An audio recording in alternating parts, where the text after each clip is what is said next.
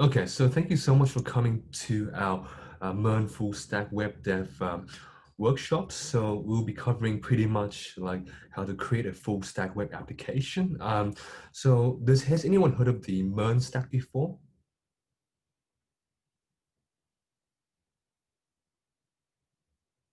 No one? Yep. Okay. Kai has heard it. Yep. Awesome. So there's often like because pretty much a common stack to use. So I'll quickly go through whatever the MERN means. So the M for MERN stands for oh yeah, beforehand. Hopefully everyone has been successful with the installation stuff. Hopefully it goes well. If by any chance, the installation hasn't been able to go smoothly, just please look over this. It should provide some instructions on how to follow up and stuff. How to follow everything once you install everything. In case I keep going ahead and you keep going ahead and you guys want to catch up, the steps listed there will help you catch up to wherever I'm at. So use your best judgment to see where I'm at. So I hope that works for everybody. So with that said, I assume everybody has installed everything. So if any issues, you just post it and look in the chat. And Michael can help us as well. So, okay, awesome. Continuing on with the next slide. So the M for MERN stands for MongoDB. So MongoDB is pretty much like an open source, like NoSQL database and stuff, database system. So it pretty much allows us to be able to to be able to have like a document-based database. So I'll explain the difference later on between MongoDB and other like database systems such as like SQL. So the E for MERN stands for ExpressJS. So ExpressJS pretty much allows us to be able to have a web framework within JavaScript to be able to interact with the web application. It takes, at least for our case, for the backend, which would be the server, to help process all these requests to the database, which will be MongoDB. React is R is obviously for React. So React is pretty much like a front-end JavaScript framework to able to do like user interfaces and to develop the front end of many web applications. And last but not least, Node.js as well. So Node.js pretty much like allows us to like execute JavaScript environment on runtime that executes like JavaScript code outside of a browser. So for our case, it will be for the server. So this stack is very powerful since we are able to develop everything in JavaScript. Instead of like say using Django for backend, we work on the same language as well. So I'll explain to you later in a bit why we use MongoDB instead of like other relational databases and stuff. We also we use Mongoose, which pretty much is like a special package in JavaScript to allow the Node.js backend to interact with the MongoDB database as well. So why we use MongoDB as compared to like SQL? So SQL and like stuff we've learned in like database systems like COM3311, it's pretty much a SQL is pretty much a relationship database model that uses tables with like tables and rows and stuff with column with each subsection. So it's pretty well set, well defined. It shows the relationship between one table to the other and stuff. Whilst MongoDB is more of like a collection. We have a collection of information. And instead of having rows and stuff for each table, we have documents to be able to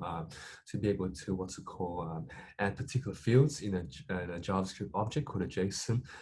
We have indexes to look up it's normal. Instead of using join, we use like a lookup feature, and instead of foreign key, we have references. So I believe like using MongoDB is much more flexible as compared to using like relational databases. But it's up to your discretion to know the difference and the strengths, the pros and cons of each database.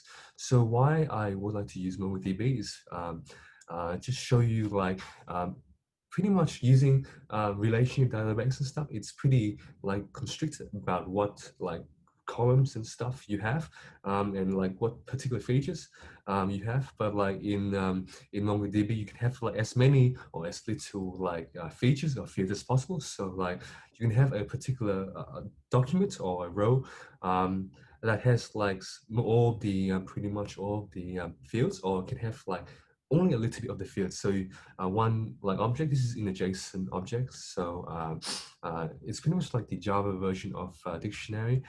As a kind of JavaScript version of dictionary. So you can have like all of this, or you can like have everything except for employee number, or everything except for location. You can also embed like a nest, an object within an object, which is pretty much more flexible as compared to using relational databases and stuff. So yeah, that's pretty much how I would use like MongoDB rather than relational database and stuff. So right now, after this, let's just go back. We'll do the coding demonstrations right now. So what I'll do is just let me just quickly set up the actual environment as well. Okay, just quickly opening it right now. Does anyone have any issues with the installation whilst we wait to set up and stuff? No? Okay. So right now, I'll just create a just open up like your code editor or something. So I'm using, for my case, I'm using Visual Studio's Code. I'll just quickly share that on my screen. Just give me a sec. Wait, just quickly opening right now on my screen. Okay, well, just give me a sec.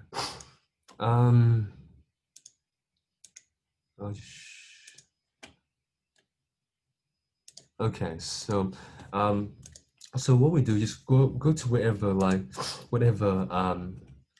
repository, or go over to whatever like what's it called how do I say it? It's your directory and stuff. So I'm just going to go to desktop to make things easier. So first of all, I want you guys to check like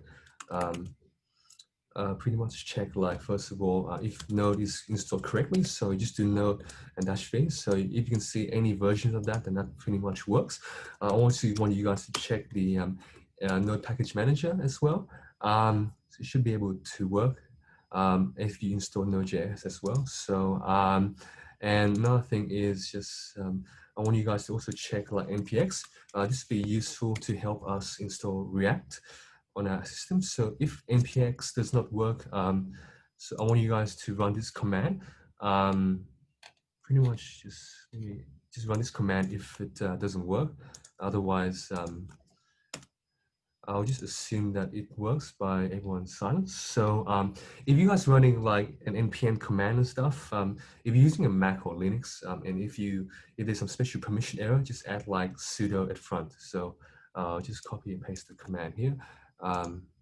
So yeah, add just whatever npm or npx command, just add sudo in front, just to make sure everything works. So that pretty much, at least for the installation, if everything goes well, we're gonna start off all by creating a React application. So just do npx create React app, and then so the application we're gonna create is to do like a project contributions tracker. So to track you and your teammates' contribution to a particular project. So it should be a very simple application that uses the whole stack as well. So I'm just gonna call it project contribution tracker, and just let it install. So yeah, so it's currently installing right now. It's going to take a bit of time to install. So whilst we do that, I'll open a new terminal. Just whilst we wait for the first thing to install. Yeah, that's pretty cool. Yeah, it pretty much creates all the dependencies and you can set up in the background. Yeah, that's pretty good. UVar, that's pretty good. You pointed out. So once we create that, let's just see if we can, sorry, just ignore this. Let's just go back to my directory and stuff that I decided to install this in. So it should be called, it's currently being installed right now, but we can just cd into this terminal directory here. We can cd into this.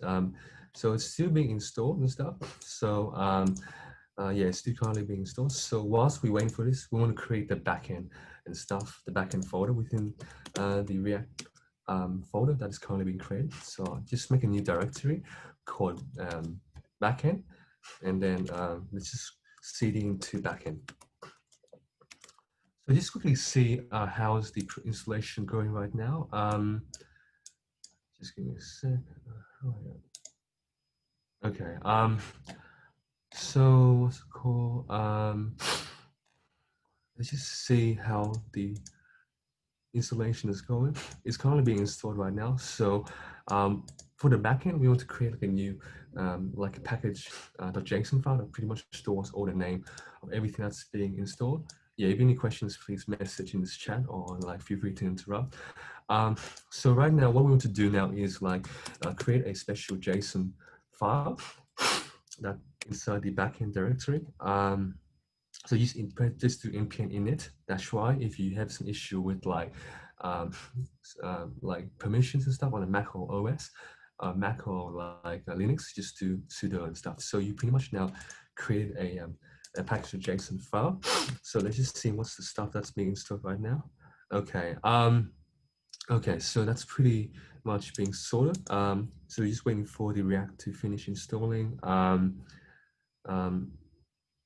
Just see what everything. Yep. Okay. So just waiting for this to finish installing. And just wait. Yeah, React has a lot of stuff to install. So let's just see and wait until it's done.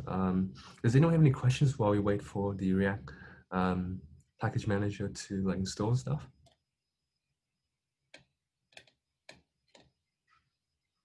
Nope. Okay. So what I want to do as well is just open the second terminal with a with pretty much like the link, the directory set to the backend folder and stuff. So I want to install extra few packages. I'll explain to you what they do, but I want to install these packages. I'll post this on the chat in the backend directory. So we want to install these packages as well.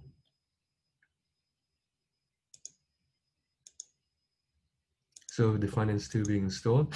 So let's just quickly install the backend as well. So explain to you what Express does, and Cause does, Mongoose, and .env does. So Express is pretty much like a special framework, a web application framework that I mentioned earlier, that helps us do like Node backend, Node.js like backend using like JavaScript. It will be very critical to help us like use MongoDB. Cause is pretty much stands for like cross-origin resource sharing. So it allows us to do like AJAX requests to prevent any issues when using the local remote host to access like resources on the server as well. So whenever we deploy, we'll be using the local host. Mongoose is pretty much used to help us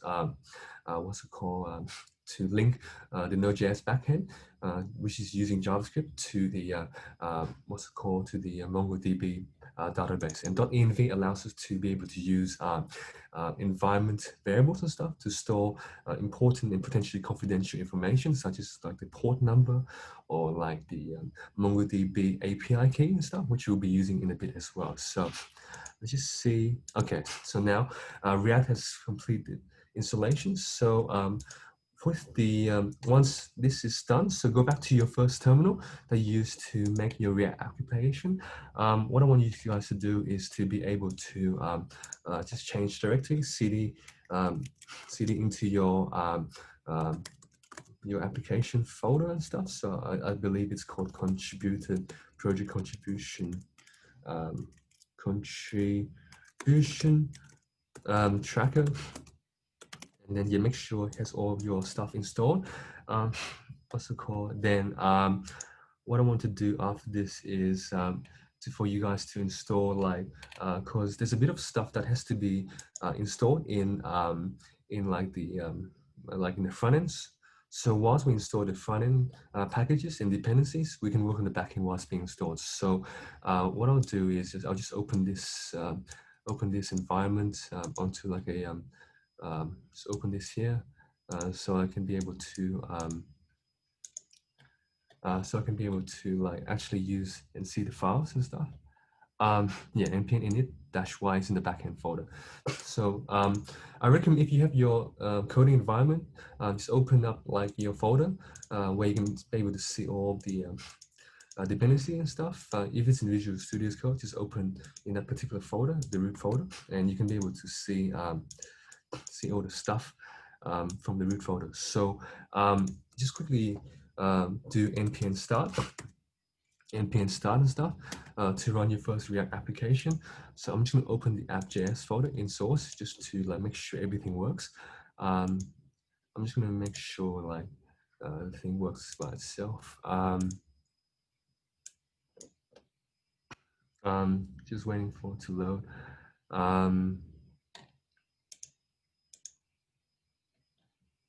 Just waiting for this to load. Yep, it's just currently waiting for it to compile. So starting the development server. Once it works, it will like open up on ideally localhost 3000. That's the default variable, the default thing we're going to use. So I'll just quickly share my screen to see. Share screen.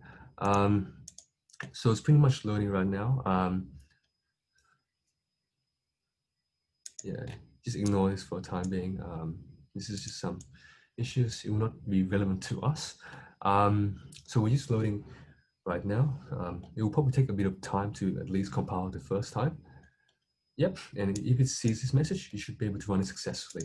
So the cool thing about React is every time you make some edits and you change, it pretty much re-renders the page automatically. So you can see the HTML elements and stuff within this within the JavaScript file in the return statement. It's a pretty cool aspect. This is the JSX aspect, so I'm not going to get too technical here, but it's pretty much HTML within the JavaScript file. So for example, if you just want to say like hello, it's pretty cool if you can do this right now. So you can pretty much see it rendering immediately. So we're going to just turn off the server for the time being, and I'll just show you the individual screen itself. Just see what's the issue. Also, thank you, Sid, for the message. So continue on with the workshop, right? So, so what we're going to do next is we're going to install a bunch of the dependencies as well. So instead of like waiting for the actual thing to install, we want to be able to install all of this here. So I'm going to paste this into the chat to make sure everything works well. Just run this in the command line. It's going to print out all the it's going to print out all the all the dependencies and stuff. It's going to take a while to install. So whilst we wait for it to install, we're going to run the create the backend stuff. So we're just going to open on this other terminal. Whilst the first thing is going to be installing, we'll seed it into the backend. And yeah, just quickly open this up. One more thing in the chat. Yeah, so yeah, we're using Bootstrap for this particular workshop. So what we do next is also install NodeMon in npm install, actually just to globally install it everywhere throughout your computer, not just in your what's it called, in your JavaScript like folder and stuff. So we install NodeMon, which allows us to do the same thing that React does. Like every time you save, it pretty much re-renders the whole page and stuff. So what else? I just want to see the comments or the chat. Okay, yeah, there's some comments about CSS and stuff. Okay, so what we do next is just add some stuff to the new file we'll create on the backend. So we're going to create a server now. So just close this. This is how the front end like package installation goes. It's still a lot to install, so just go to the backend for the time being. So go to backend, just cd into backend and stuff. Any more in the chat? Okay. Yep, there'll be recording process. So if you can't keep up, don't stress out too much. So we'll create a new file called server.js. We want to be able to host the server and stuff. So what we're going to do is just pretty much code along with what I'm doing right now. So we will want to get Express, which will require the Express package that we installed just now. I'm going to explain to you what Express does. It's pretty much a web framework within JavaScript that pretty much handles the backend stuff. We also like run cores, which will require the cores package that we just installed just now. So cores, like I mentioned, because we were running earlier on the localhost 3000, so if we were running without cores, it's going to not allow us to access some of the server stuff we'll need for the backend. So that's why we need cores, and then we require .env, just add config and stuff. So it's going to pretty much store some of the local variables and stuff. I'll explain to you later how it works. So we do it. We just have the application that pretty much run Express, and we have a port that runs like the backend stuff on whatever like channel we want to run it in. So this is where we eventually use the env, the local environment. So it's a special file that I'll create a little bit that stores a hidden variable. So to pretty much stores like whatever in local environment variables. So it can be any number, or the local default value is going to be 5,000. We'll basically want the app, the Express app, to use cores.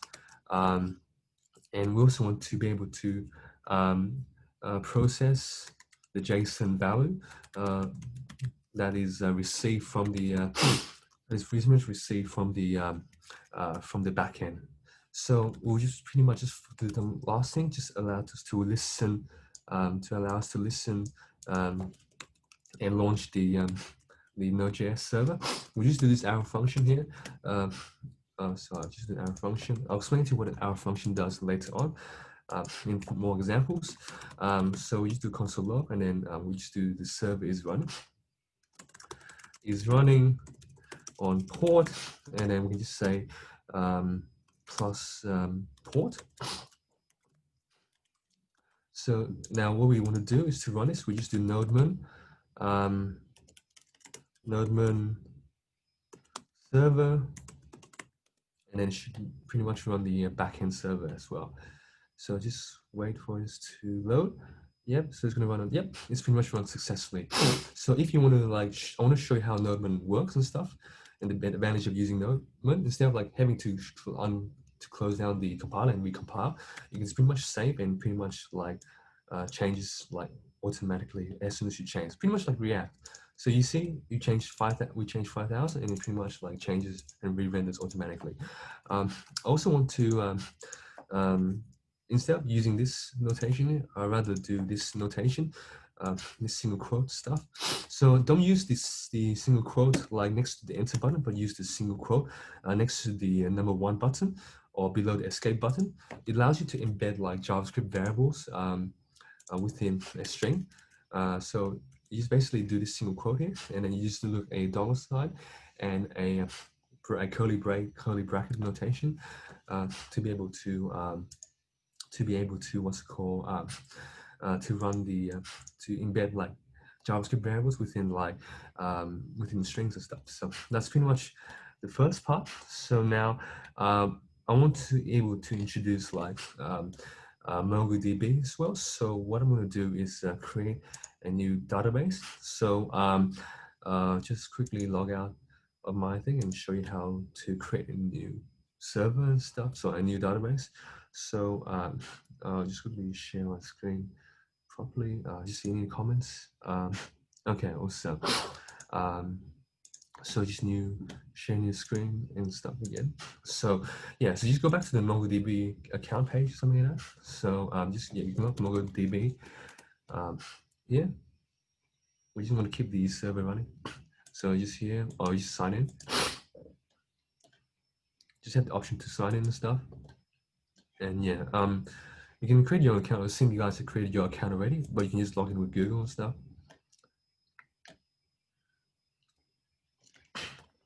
Okay, so we're just gonna create this for the time being. We're just hanging there for a bit. Okay, so we're gonna build a cluster, which is pretty much the database. Since we are in uni still and we don't want to pay money, just choose a free cluster. If you have a MongoDB like cluster already, it only allows us to run one at a time. So if you want to just like create one later on, a new one later, just delete all the other clusters and create this one later on. So we can use between Azure, Google Cloud, or that'd be AWS. it's your preferences and stuff, but since we're using the free version, AWS has the version, the server, the cloud server, which is in Sydney. Since most of us are in Sydney, I'm going to pick Sydney, but choose the one that is closest to your location. So based on wherever you guys are, just pick whichever like provider with the region closest to your one. So I was going to create a cluster, and it should take like a few minutes to create the cluster and stuff. So whilst we wait for the clusters to be created, we're gonna work more on the code as well, on the server itself, the server code itself. So what we're gonna do is just quickly share this here, and just keep working on this. So we're gonna use Mongoose, which allows us to connect the backend in Node.js to MongoDB. So this is pretty much like a JavaScript, like special JavaScript library or something like that. So we just do require Mongoose here, and then we're gonna add this after ExpressJS. We will have like the constant URI, which is pretty much the API key. We're gonna use process.env, .atlas, which is the MongoDB website that we're using. Anything in the chat. Yeah, so if you have only one, I believe you have to add a credit card. Yes, I believe you do. Yes, but yes, you will not get charged unless you use like unless you uses more than 2 clusters or you use some extra features and stuff. So you should use a credit card. They will not charge. I used it for a while and they haven't charged me once, so don't worry too much about that. Yeah, just create like a Atlas URI and stuff. And then basically just do the function that pretty much launches the connection into pretty much MongoDB as well. So yeah, so you connect with the URI or the API key. You use this to like just settings and stuff. Don't worry too much about what they mean. It's just pretty much to help process the database and stuff, and you need stuff from MongoDB. So don't stress out too much about what they do. It just pretty much helps process the MongoDB database and stuff. And then, yeah, so first of all, you're going to have some crashes because we haven't actually set up the database yet, so don't stress out too much. Just keep typing up the code and just establish the connection here. It goes to mongoose connection, connection here. And then, yeah, once the connection has been established, it's gonna, and you pretty much open the MongoDB connection. You do this arrow function here. This is pretty much a void function that prints out just a comment saying like MongoDB has been successfully connected to, and then and just wait for this for a time being. So yeah, it's gonna have a lot of stuff. Oh, sorry, I have to make sure we fix the spelling. So what's the typo here? So the typo is online. What line is this issue here? I'll just do, yeah, so it has to be mongoose here. There's gonna be some more issues because of the fact that we haven't get the API key yet. So let's just check up how the cluster is being done right now. So okay, so it's working right now. So I'll just show you the full screen to see everything that's being done. So now I assume that on your end that the cluster has been created already. So you just go to connect. Just go to connect. Go to connect your application. It should be Node.js 3.6 or later, and just copy this. You have this thing to replace the password and the database name. So just copy that, and then create a new file. Create a new file or something. Just give me a sec. I'll just open up a new. Just be able to create a new like MongoDB file, that kind of thing called .env. So you just do this .env file here, and then you just do like because we're looking for Atlas URI, so you just do Atlas URI and just make it just give me a sec. Just make it equals to whatever your API connection string is. So for password, I'll just replace with test, but use whatever password you want, and the database name is up to you. But I'll just call it project contribution tracker. I'm going to use Pascal case. Just fix the typo here, and then it should alleviate some of the errors. And then just see if it runs successfully. Yep, okay, so it's been successfully connected. You have this other error that's like a comment warning that they have. They want to use this, probably because they're using a new version, so just add this in. Add this, what's it called, command, this property in and stuff, to just allow the compiler to be happy. So we pretty much successfully connected to the MongoDB database now. Also to show you now a feature, since we're also using port here, we can use whatever port we want. So we can add like port equals to, we can just change now a different port. So we can do like say 5002, and then it should return 5002, because it's pretty much like a special file that pretty much stores like secretly, ideally, like all of your API keys and stuff. So when you pretty much like, for example, committed to like a repository stuff, you can choose to git ignore. You can add this to git ignore and have this be ignored and stuff. So other random users will not be able to use your API key. So people will not eat away on your subscription to say MongoDB and stuff. So that's pretty much the basic gist of creating a server. Now we want to actually create a schema for the two entities we'll do. First of all, is the users who will use our actual system. And secondly, it will be the contribution that they'll make. So we're going to create a new folder called models. And we'll add two folders called users, user model.js. I'm just using camel case. That's what I prefer. And I'll create another file called contribution model.js. Sorry, I'm just a bit stuffy right now. That should be fine. Okay, so now we'll create our first schema for the user. So we just create a Mongoose connection. So we will just require Mongoose, which allows us to connect to MongoDB from the Node.js backend. We create a schema equals to Mongoose schema, and then we want to create a user schema.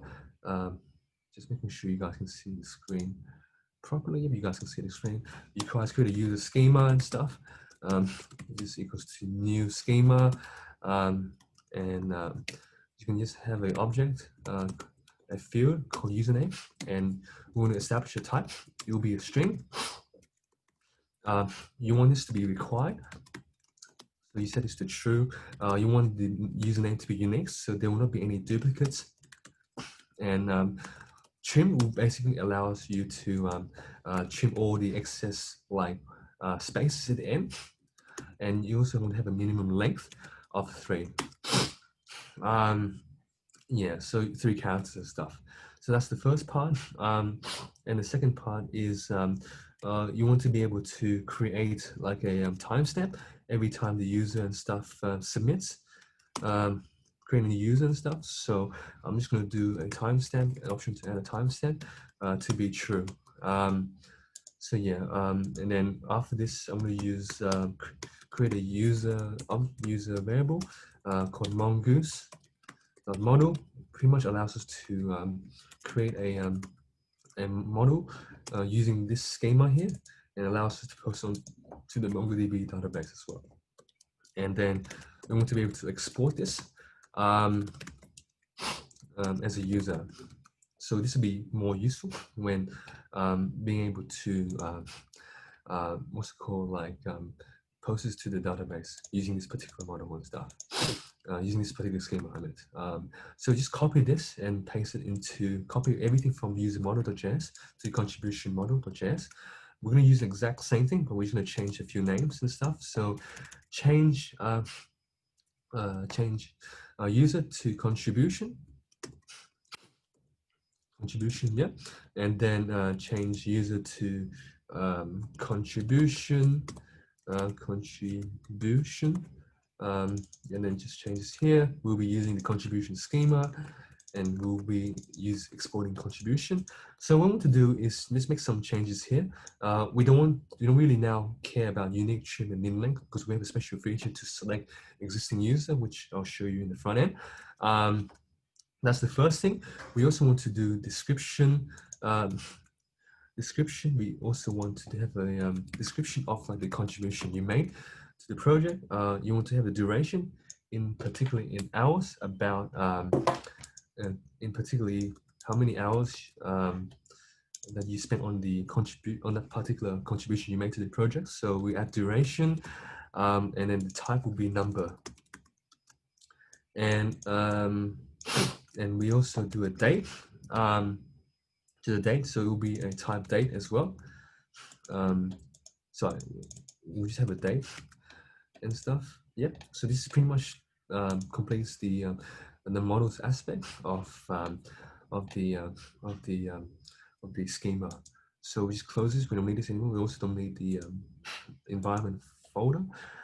So now we'll create the server endpoints that allows us to create the routers to be able to call the API requests and stuff to the backend from the front end. So what we do is go back to server.js. We want to be able to create the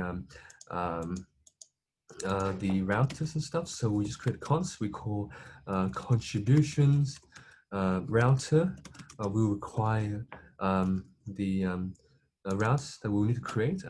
So we haven't created yet. So I'll just create what's it called, a folder called routes, and then we'll just minimize models right now. We'll need two folders called what's it called? We will need to create just user.js, and we also want to create contributions.js. So we'll be able to import this without the compiler like screaming and yelling at us. So we'll require so the dot routes, pretty much everything in this folder here. So we have the dot routes, and then we do dot routes / contributions, and we also want to do the same for users as well. So we just add users here, and then we just add users here as well. And also we want to be able to ask the app itself, the Express app on the Node.js, to actually use contributions, as well as exercise. So not exercise. Exercise is from a different example that this is based off contributions router, and we also add like a users as well. So just ignore this. Users router. So that's pretty much it for, I think, for the Node.js backend. So now there's going to have some crashing and stuff since we haven't actually added anything yet. So we'll add something now. So let's just do stuff for the user. So it will make more sense as we finish up and wrap up this section. So we require express, and then we will call the router function, and then we will also just do let. Yeah, so difference. So like let in JavaScript allows you to change variables after creations. For example, like say the user equals to like maybe say Peter and stuff, and we can change the user equals to say Michael. But if you use, it should be fine. It will not scream you. But if you use const, it's gonna be an error and stuff when using like const and changing a variable. So we just use let for this case. So just as a side tangent, we require the models and stuff that we've created earlier. So we want to use user model. So we'll do the models, then user model, and then we'll just create our first route. So we're actually doing the API creation now. So you later recognize this. Very similar to Flask, but just using the backend and stuff. So we'll create like a promise. a promise function and stuff. So it basically allows us to get something from the backend and process however we want it, if it's successful or not. So it's pretty much similar to, we're going to create something similar to a try and catch, but in JavaScript. So we'll have the have pretty much everything here, call the information from the MongoDB backend. We'll find pretty much all the instances of users, and then if it's successful, this is the similar to try, but in JavaScript. So we do like users. We use an arrow function. So we get the response, and we process it into a JSON object. And if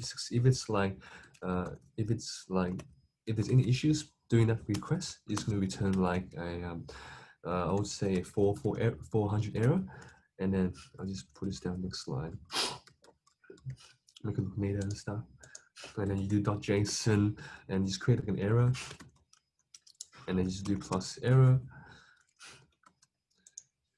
And so yeah, so pretty much like a what's it called, arrow function. It pretty much like has like an argument and stuff, and use an argument, and we have like a mini function here just to process what you want to do with this argument and stuff. So we'll be using a lot more arrow function later on.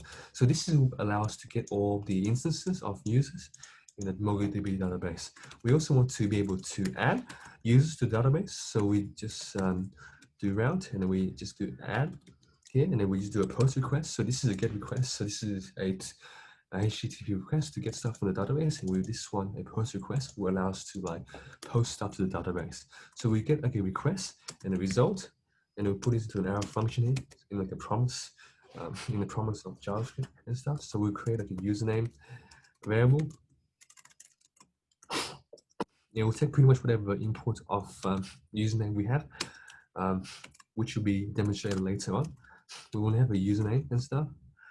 And then we want to use that username to create a new object called new user. So we create a new object with with pretty much username as a parameter and stuff. And we'll be able to, we want to be able to actually have the database and stuff, save it. So you do .save. I'll just hide this terminal because the errors looks pretty what's it called, really unencouraging and stuff. So we just close it for the time being until the backend is pretty much done. So we have a null function. We pretty much return like a JSON object that's just say that user has been successfully added. And then otherwise we just print an error. So we just do a catch, and then we just have an error and stuff, and then we have like a 400 error. So I'll just copy this again just to save time. And then we want to export the router as well. So that's pretty much the first part. We use users as well. So just copy all of this. I want to be able to do this the same thing in contributions as well. So it's the same thing. Just copy, just paste all this. We just change some variable names. So we just do contribution instead of user. Just find all instances of that, and we just change it to contribution. Delete this for the time being. Contribution model. So we just want to add contribution model and stuff. And then this is the same thing. So we find, and then instead of using users, we just do contributions. And return the contributions object. So we still need username and stuff, since we need username, description, duration, and date. So we need the description as well. Just add this in here, description, and we just copy this here. We also want to add the duration as well. Equals to, yeah, just copy and paste this just to save time. But the thing is, it's a type number, so we want to convert this to a type number, so we just cast this as a number. And last thing is the date. So the date, and then the date as well. But the thing is, we want to be able to parse this, because we're entering the data as a string. We want to be able to have like this function to pass and convert to an actual date object as well. And then we'll just create a new contribution. And then we want to add these parameters here into these parameters into the instance and stuff. So we just add the duration here and the date as well. And then we want to save the new contribution and stuff, and just change this from user to contribution has been successfully added. So it should be working now. So what I want you guys to do is open up Postman. So open up Postman and stuff. So I'll share Postman on my end. Just let me change it to change screen and stuff. So yeah, so what I want to do is first of all just basically add a value to the database and stuff. So we just say user. We look at the routes and stuff. So we want to be able to add to the database. So we can add. So if you look at the server, we have the / users. We also want to add add to be able to add stuff to the database. So what I want you to do now is go to body. So change this to a post request. Make sure you change it to a post request. You go to body, and then make sure you just do raw and stuff, and make sure it's in JSON, because you want to create an object in JSON and stuff. So yeah, I'll just do Michael for the time being. Let's create an object called Michael, and then let's just post that.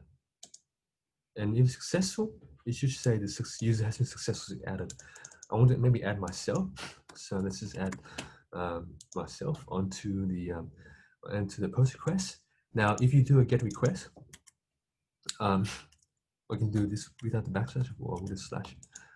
It should return all the instances of everything that's been, all the instances of the stuff we've added to the backend, into the database already. So we find 2 instances already. So I want to show you this working on the MongoDB database as well. So if you go back to the MongoDB Atlas website, go to the main page and stuff, close whatever like module you have, go to collections, go to collections here, and then now you should able to see 2 instances to document being added to the user collection as well. So we're pretty much able to do the first part onto the MongoDB backend.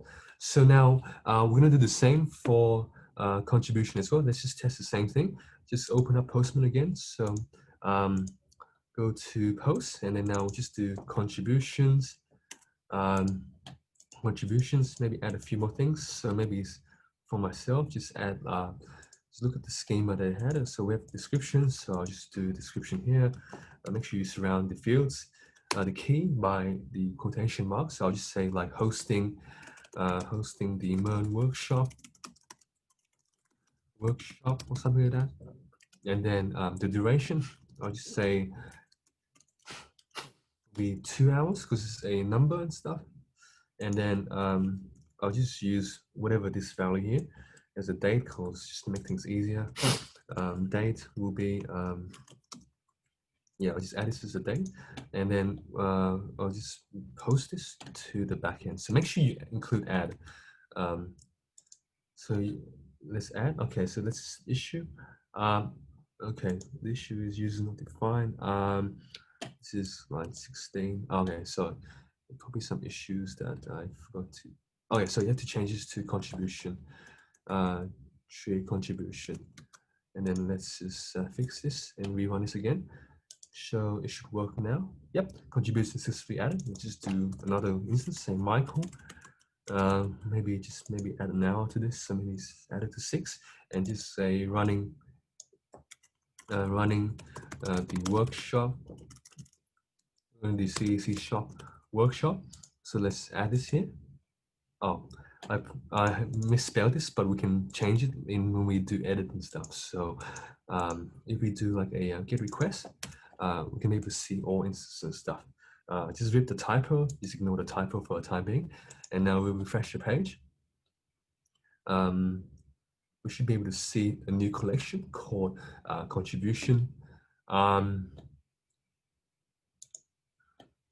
you can see two extra things. So myself and my code, but like, you know, very weird spelling, which we'll fix later on. So now that pretty much like is the basic backend API for the server. So we're going to add a few more things to be able to edit instances of databases to get particular like collections and also to delete as well. So we'll quickly work on that to wrap up the backend component of the workshop. So just quickly fix the sharing, just to only share this thing. Okay, so now we're going to add a few more features here. So users, all you want to do is just get users and add users. So just keep it simple, but for contribution, we'll actually do more with that, which we'll explore in the front end as well. So what I want to do is I'll just copy and paste this to save a lot of time. Just copy this and paste it here. You do a get request and then replace find by ID. You want to add like a special parameter at the back so you can be able to search in the URL by ID and stuff. So so what do you do next is maybe, because we're only finding one instance, so we just do a single contribution. So that should work. We also want to be able to delete by ID and stuff. So we want to do call a delete request and stuff. Call delete and just changes to find ID and delete. And then as a parameter, we just do a request. We're requesting that. So request from here, request the params .id. So parameter is pretty much here, and ID like this column thing, and ID is pretty much that in the parameter and stuff. And then after that, we just do like an empty void function. Just say exercise. Sorry, not exercise. Exercise is from another tutorial. Contribution successfully deleted.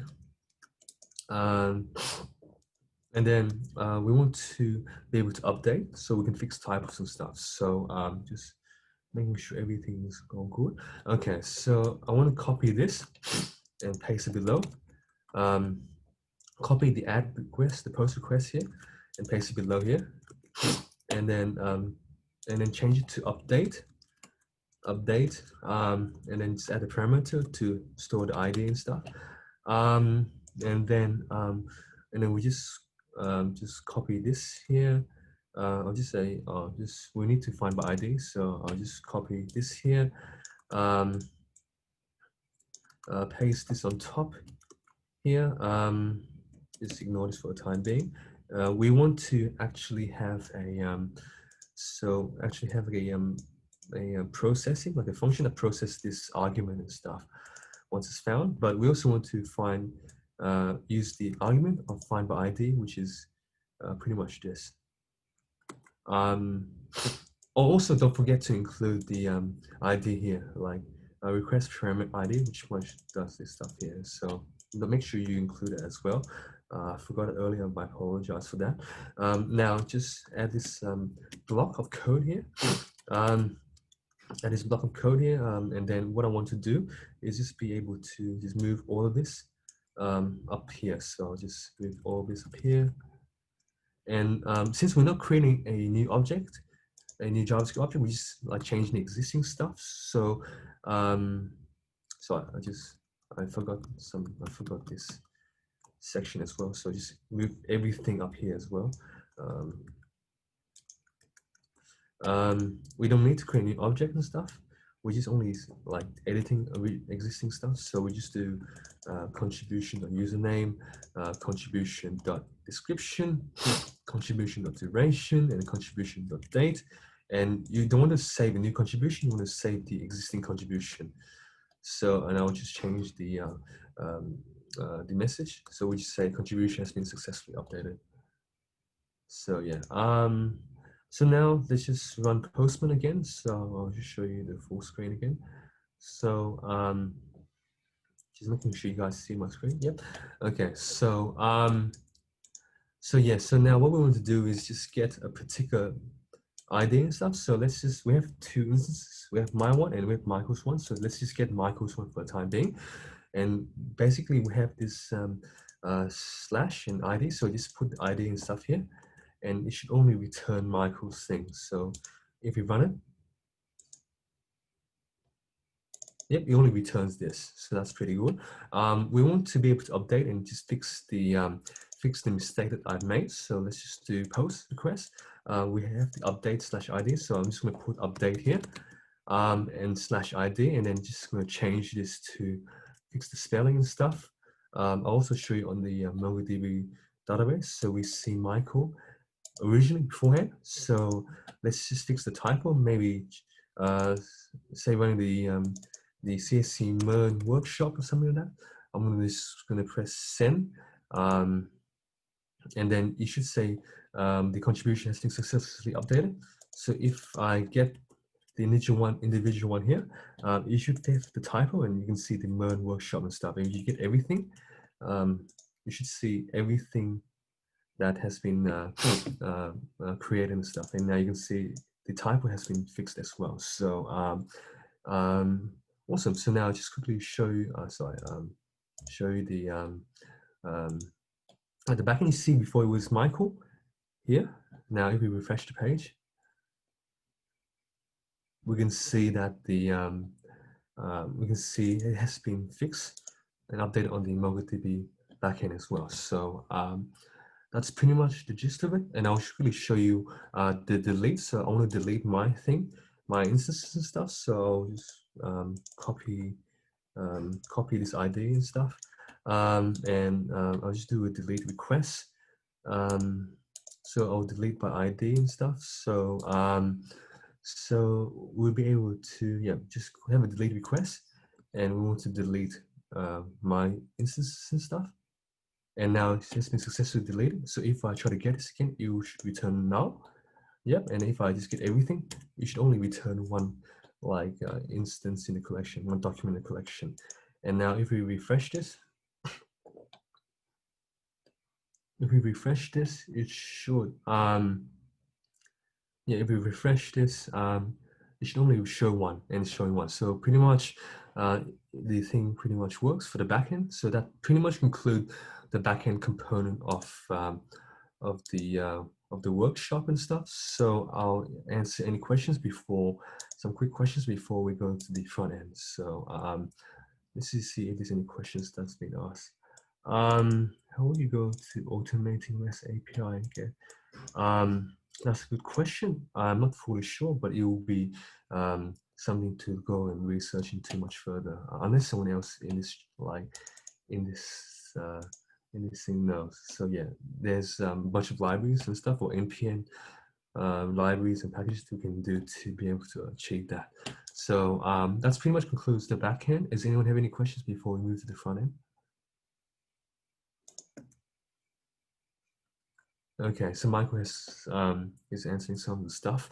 So if you can see, we have all these errors here, but now after we've completed the backend,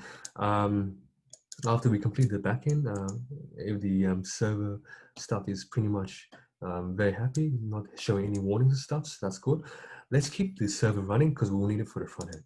So let's just see if everything has been installed successfully. Yep, we installed Bootstrap, Router, Axios, and Date Picker. So Michael's pretty much going through that successfully. This is pretty much how you use Node.js to pretty much call API requests to get stuff in the database and delete stuff and post stuff to the database as well, which is in MongoDB. Okay, so what we do now is work on the front end. So just quickly just get some things set up for the time being. Okay, so let me just minimize whatever I've had.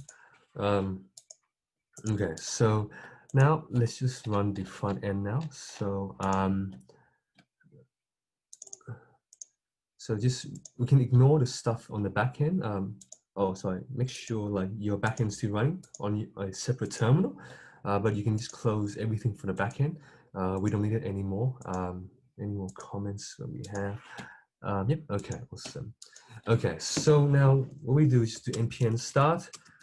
Since the since everything is installed, all the dependencies we will install has been installed already.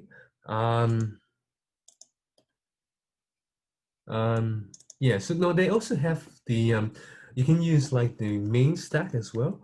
You can also use the MERN stack, which is, main is pretty much for Angular, MERN is for Vue, so it's pretty much flexible from a lot of the frameworks, but I think MERN is more commonly used and React is more commonly preferred and more widely used than other stacks.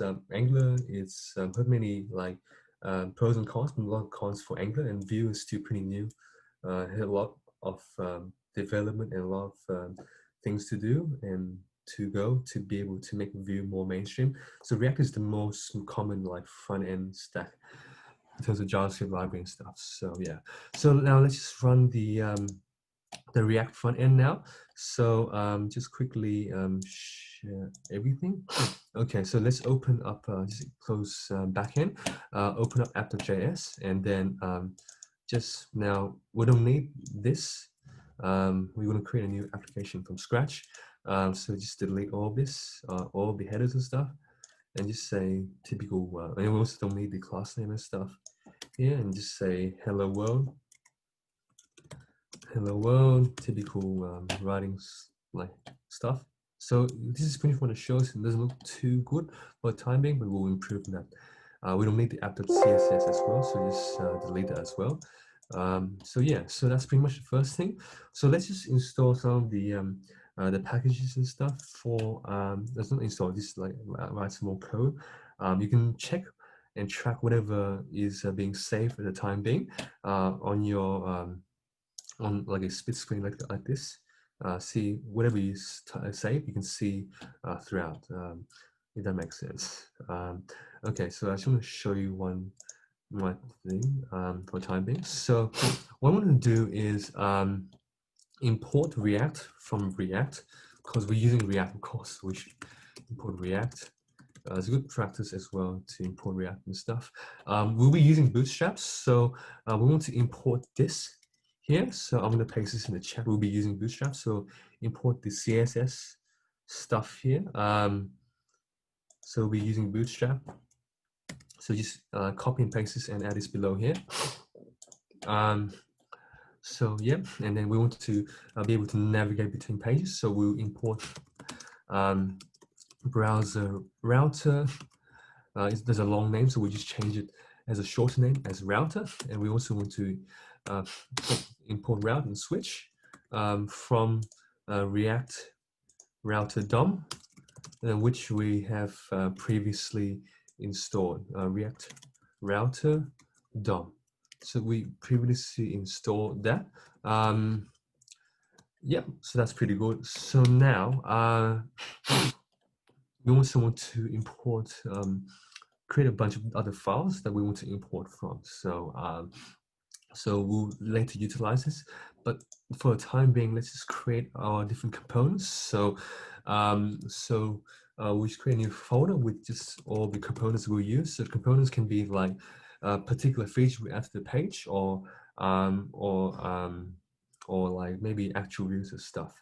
So maybe I'll just create a navbar and stuff, navbar.js. I'll create a contribution list, a page that shows all the contributions that all the users have made. I want to have a page that create the user.js. Have a page that create the contribution and add contributions and stuff. Just create contribution.js. And we also have a page that edit contribution as well. .js as well. So I'm just going to do a few cool tricks. So the first trick you can do is just type RFCE, and it should be pretty much like return a function, a React function and stuff. So we'll be using functions, not classes. We're using function-based programming for React, which will be useful for using like hooks, which I'll explain later on. So just say, maybe say navbar, and then just do the same thing, RFCE, Then just do contribution list here, and then RFCE, and then just create users, so we know like keep track of the stuff we're using, what page we're using and stuff, and then just create contribution. You can also separate into a view, but it will make things a bit complicated, so just keep things simple for this project.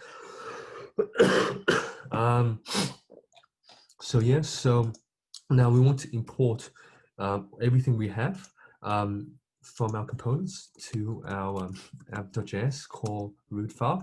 So we can just import from the components, and then navbar, and then just the same thing for like for contribution list, contribution list. Wait, contributions. Sorry, make sure you fix the typo. List from here, and then I'll just like create contribution. Create contribution. From create contribution, I'll just say edit contribution. Edit contribution. From edit contribution, and then also create user as well. From here, just make it chronological order. Just move this here, make it look, makes more sense stuff here relatively. And yeah, so now we have a bunch of stuff that we're not using yet. So now what we're going to do is oh, but by the way, before, just let's quickly check out what our React page has so far. So sorry, I'll just close Postman. We don't need Postman anymore. So just share everything. So yes, so we have this React app. We don't want to do React app. We want to change it to have a more unique title name and stuff. So just go to public, go to index.html, and yeah, you can just change from React app to maybe project contribution tracker. And now you can see the name will change as well. And then you can also change the icon as well here through this link, but that'll be just a different thing to do later on outside this course on your own time. So yeah, so just pretty much go back to the app.js. We can just type some more stuff, say hello world, say it's me or something like that. Just check it's still working. Nice, awesome. So let's just go back to the code and minimize this. So yeah, so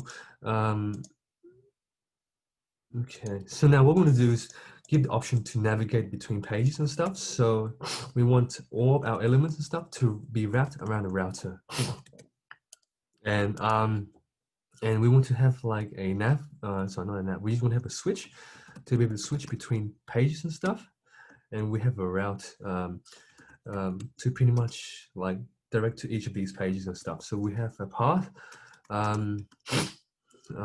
We render, and we'll just do an arrow function that pretty much renders whatever page we want to do. So let's do contribution list, and we can close this. But the thing is, like, there's nothing in the body, so what we can do to save space is just add this slash closing bracket. So that's the first thing. Not sure. Oh yeah, make sure we close this as well. Close. I did slash close as well, just to close the first page. We can also do the same thing here with user, and we want to create users, and we want to also do this thing to create contributions, and we want to do this thing to create to edit contribution and stuff. So I'll show you this later. I'll just comment this out for the time being, and I'll show you like what's it called, how it looks and stuff. So I'll just show you the screen. This is typo. Make sure you fix this. Not browser, it's browser. Sorry, browser router, and it should work. So if we do like say user, it should show you the user page, and then create contribution page and stuff. So we stack this on top of each other. Just the way it's formatted and stuff. we like the stack. So if we put the root at the very bottom, it will allow us to change pages throughout. Otherwise, it's going to cause some error, which is why we stack the root page at the very bottom and everything else on top. So now we'll work on like doing the contribution. So the edit contribution. So we want to edit by ID. I'm just going to show you how we're going to do that in terms of the router and stuff. So first of all, I will share back my screen. So if we just go back here, we just do edit. The thing is, we have the ID as well. We will have the ID parameter thing again. So what we would do is instead of like declaring the actual ID, we just put everything into a props, which is pretty much like the arguments. I'll explain to you later how props work. We'll want to add edit contribution and as a pretty much like adding all the arguments in like this function that renders like the edit contribution page and stuff. We just add the props. This is called a spread notation in JavaScript. So instead of like having to loop through everything, it just like pretty much goes to everything in that in JavaScript array or something like that. I'll probably demonstrate to you another time. But if you guys wonder what this is called a spread operator in JavaScript. They'll show you more examples how spread operators work. If you're a bit confused about how it works. So what we do is in edit contribution. Sorry, I didn't add this yet, so I'll just add RFCs here and just add edit contribution here, and then we'll just say we also want to include a prop here, which is pretty much all the arguments in the function.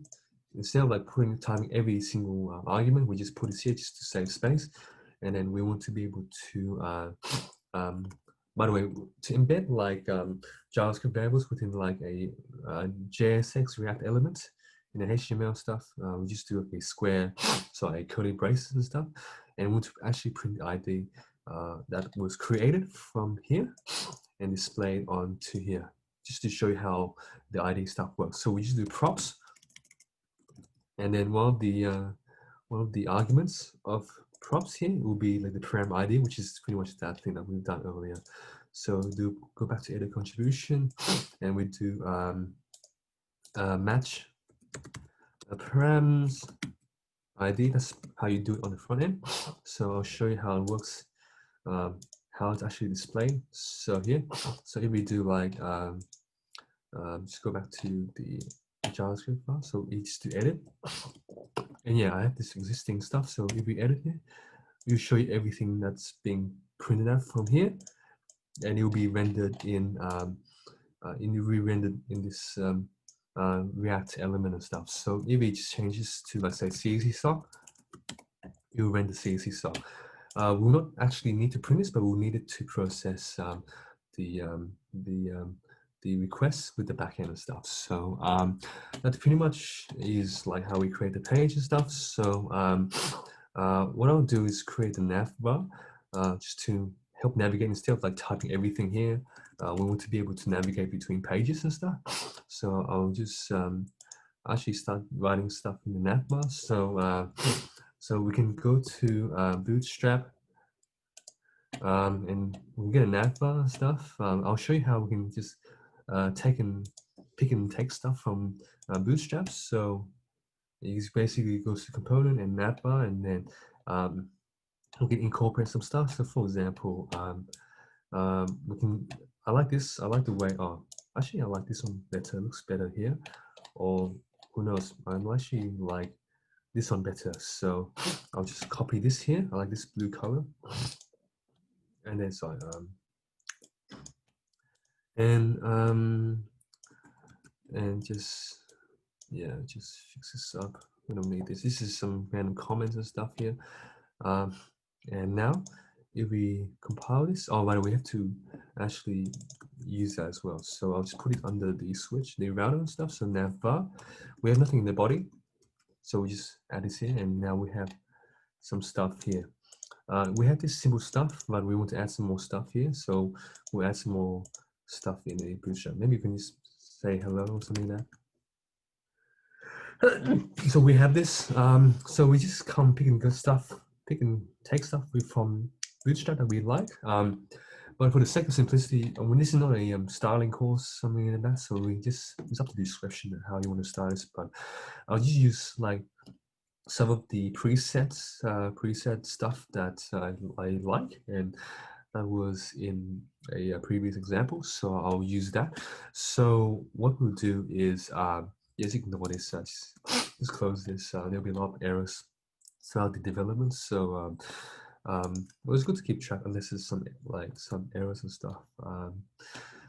So yeah, so what I'll do is go back to the just actually continue coding this using preset variables. But if you're interested, you can just look at like Bootstrap to see whatever you like, and just and pick and take stuff if you like.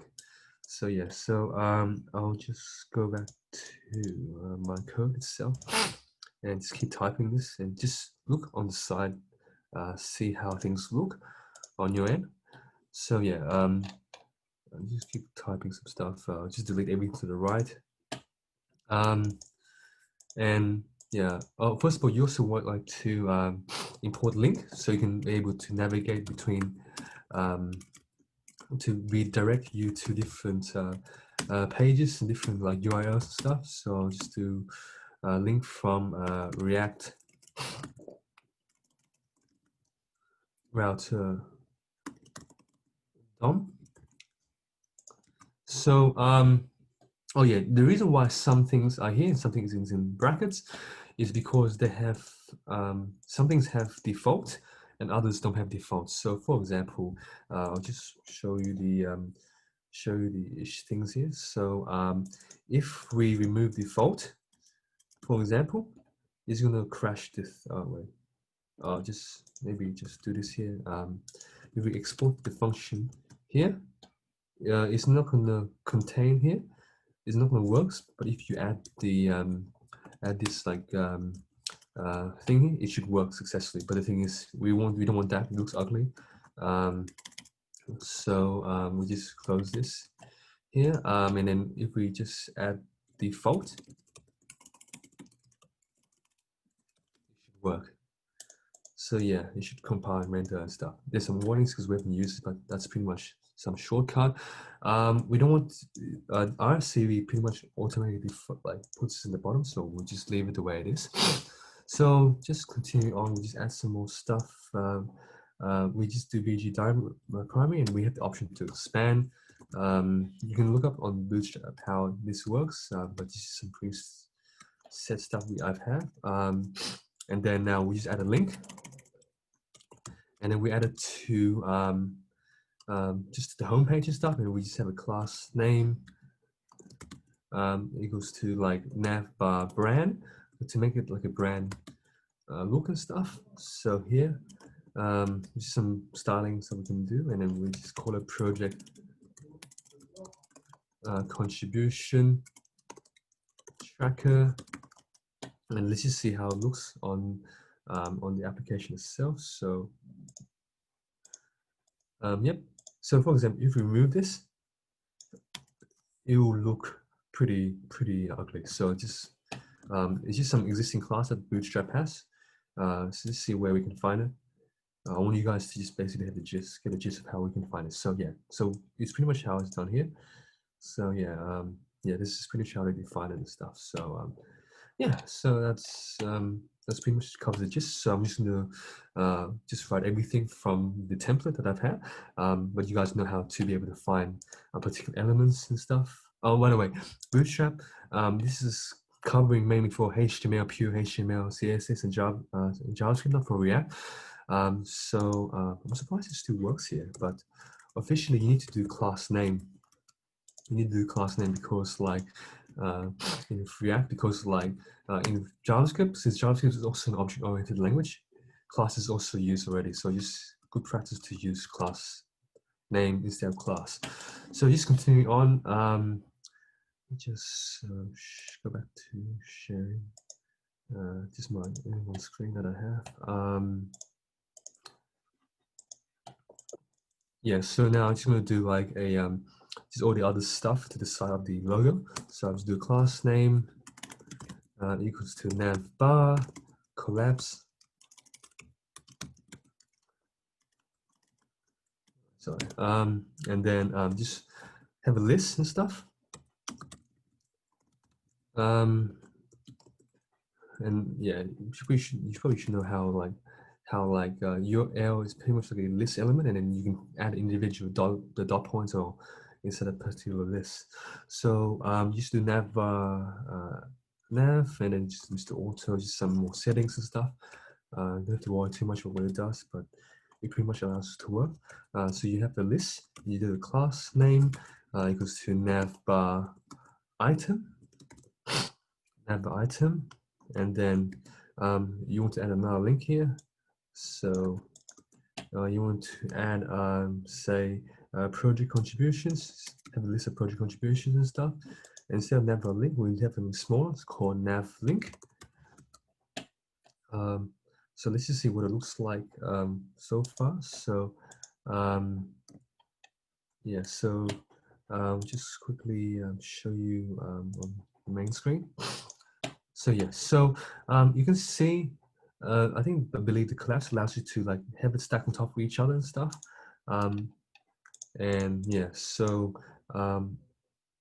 so if you do like the original stuff, the navbar brand is going to become very big and look very ugly as usual. So we just do something smaller. So if you do this, it's going to become very big. And now we want to do something smaller. So we do navbar link. So yeah, should be able to collapse on top of each other and stuff.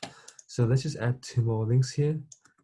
Called add project contributions. Wait, just share the self. Yeah, add project contribution, and also add what's it called? So create user. And you want to be able to redirect this to the create directory, the create like URL stuff, the create page, and the user page as well. So now let's just see how it looks now, and we can actually now navigate between pages to our liking, so instead of having to manually type the URL. So yeah, so now we're able to go through between the pages, create user, project contribution list, and this is the default home page and stuff. So now what we want to do is we can do some styling to like have some spacing and stuff, but just to save time, just do like a break line thing. And also we don't want this to be on the very left, it looks pretty ugly, so I want to have some padding between here. I like the navbar the way it is, but I want to add everything else in the middle. So I want to add a container. So I'll show you how a container works. In Bootstrap. So yeah, so just you can see containers, and you can see like a good example. Just make it bigger and stuff. Yeah, you can see like there's some spaces between here, between the sides and stuff, which is something that I like to do. So I'll wrap this around a div. Wrap this around a div here. Everything that's like being re-rendered, I'll just add class name equals to container. You make sure you have a closing div matching and stuff. That makes sense. So now, oh wait, just fix this, recompiling everything again.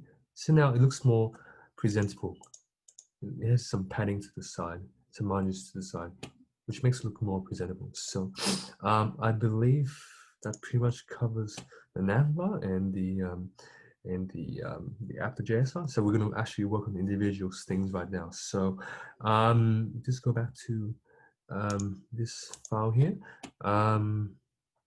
Just what else in my, okay, just, so yeah, so that pretty much completes the navbar, and the, let's see, what app, do we need to do anything else for app? I believe that covers everything for app. Yep, that covers everything for apps. So what I want to do now is actually work on the page that creates the user. So go to your creating user page and stuff. So while we're going to do the actual start link, like just the visual stuff to create the user and stuff. So so what I want to do is like just create a div, keep the div the way it is, and then just have like a H3 element that says create new user, and then we want to have like a form and stuff, and we should have a form, and then we want to create like a div class name, form group. You can find this also on Bootstrap as well under forms, the form components. You would have the label that says like username, and then you can have a input. The thing is, the input will not need any particular like body, so we'll just have a few props, like parameters and stuff. So we want this to be a text. We want this to be a text. We want this to be required, and we want to, the way it looks, you want to be a form control component stuff. So it pretty much goes to the Bootstrap CSS stuff that was defined in app.js, and then just pretty much get these elements and stuff. So yep, so we have the import. Now, what we're going to do next is have a submit button as well. So we create another form group, div class name, and let's see where it's defined. No, this is not defined. Sorry. Let's just see the definition. Okay, no, this is not here. No, this is something different. Ignore that. Oh, what happened here? Let's try to fix this. No, okay, just go back to the terminal. Yeah, just ignore this for the time being. Yeah, just go back here. Just ignore the problems. Like this. No, no delete. Okay, just ignore it for the time being. Just go back here, and then just fix some of the styling stuff. Yeah. So now what we do now is just create a submit aspect. So you just go to form group, and then you have the import as well. You don't want to have any. Do you have any bodies and stuff? So and you just basically add a type called submit. And yeah, you just create a value that pretty much calls it create user. You want the button to actually say create user, and you want to create actually a button. So we use the button class. So yeah, so I'll just show you how it's found on Bootstrap again. So let's just see how it looks. So just go to the share full screen and stuff. And now this is pretty much how it looks so far. So if you, yeah, so for example, I believe you can also do like danger and stuff, and you can make it red. You can also change it like say create stuff. It will change this automatically. So and user as well. So and you can also find a button in button. You can find you just find buttons. You can just choose whatever class name you like. Satisfied. So primary, secondary, success. You can find it's all this here as well. But I like primary. Primary is blue, so I'll use primary. And also you can also find the same thing in form as well. And we can also borrow some forms as well. So this is pretty much similar to what we've done. So we just bought the same stuff as well. So form control, I believe form control was used as well. Form control was used as well. Let's just see what the comments was. Is there a point to bring to isolate? Yeah, it will pretty much help us like improve readability and make things more usable. So that's pretty much what Michael said. So that's pretty spot on. So yeah, that's pretty much the functionality and stuff. So now we're going to create the function and stuff to actually process and create a data and post it to the database as well. So we're going to start doing this right now. So just gonna go back here. So just waiting in the chat. Okay, also thank you, Michael. Okay, so just making sure. Yep. Okay. Okay. So now what we want to do is on submit. When you submit a form, you would have a thing called on submit. on submit and stuff, and you call this function called on submit. This will be defined like on above as well. You want to have a username, a value called username and stuff, which will define in a little bit as well. Equals to username. Yeah, so in like, this is like props and stuff, so parameters, and then which will be utilized later on. So in on change, we'll call a function called on change username. We'll define as above. It's going to have some errors because we haven't defined it yet. That's just completely fine. So I want to start using this thing called React hooks. That pretty much is a more later version of using React instead of using the legacy methods. So we want to declare two variables in this array to have the username and have a function that set the username. And we'll have like the default variable called useState and have this blank. And then now we want to define it on submit. Let's do const on change username.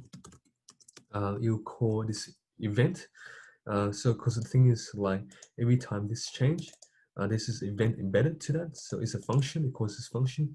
The parameter is this event. So we're using our function. The parameter, the argument is the event or the e thing, and we want to process that. So we want to do prevent default. I'll explain to you later how prevent default works. And I'll explain this later as well, and we'll also define a on submit function as well. So we're using our notation. I'll explain to you later why we want to use our notation instead of normal functions. Sorry, we don't know this one. We want to use this here. And on change username, we want to be able to set the username to whatever the value of this thing here. So pretty much it's going to be e.target.value. It's pretty much whatever the value will return from this input here. So we will pretty much set the username to this one here.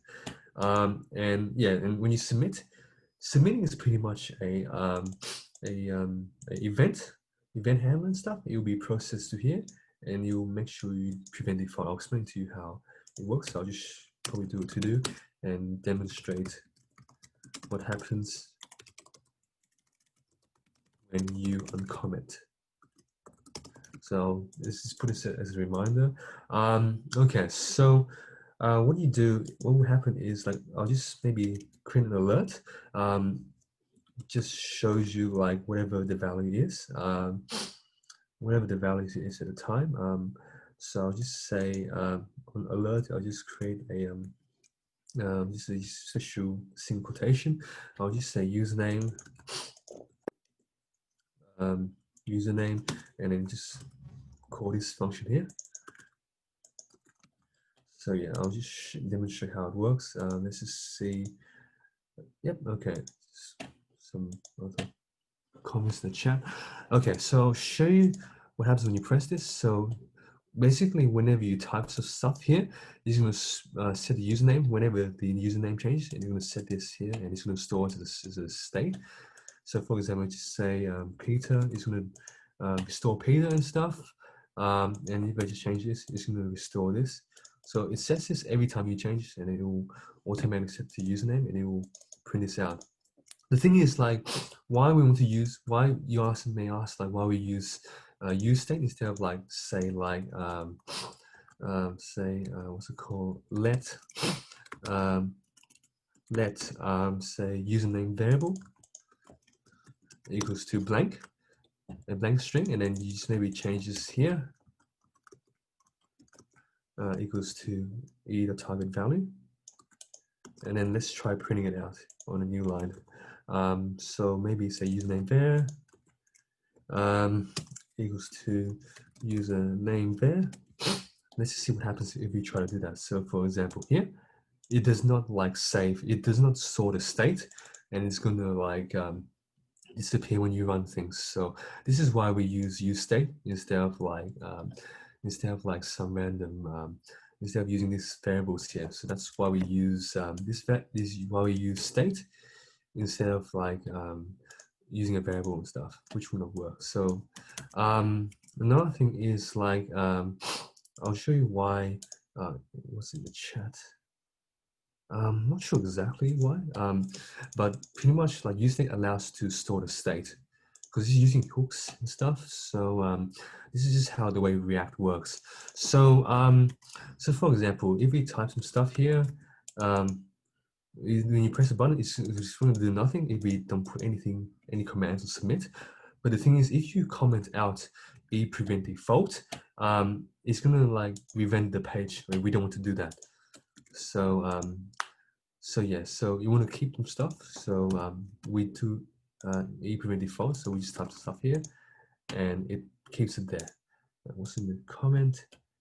Yeah, Michael can explain it better than I can. So okay, so that's pretty much how prevent default works. So let's now work on actually processing into the backend as well. So let's see what else to do. I'll just share only my code. Okay, so now what I want to do is create a object called user. So we set the username to username, which is pretty much it. Because the thing is like, if you look at the models again, it only accepts usernames, so we just put this accordingly here. And then I'll just console log user, user and stuff. And when you submit it, and then what we do is just try running, see the actual thing displaying a value on the console when it runs stuff. So I'll just share the full screen again. So if we inspect, right click, inspect, or Control Shift I, you can go to console. If you just type something here and you create something, you have this object with the username, which would be my name and stuff. So yeah, that pretty much shows how the submit stuff works. Now we also want to process this and post it on the backend. So if we comment this out, same thing again, it's going to re-render the page when we don't want to do that. So let's just keep it like that. So now let's just do some more stuff to actually push it to the backend, push this object to the backend, the MongoDB backend. So I'll just quickly share back to my screen. Okay, so what is everyone saying? Okay, yep. Okay, yep. That.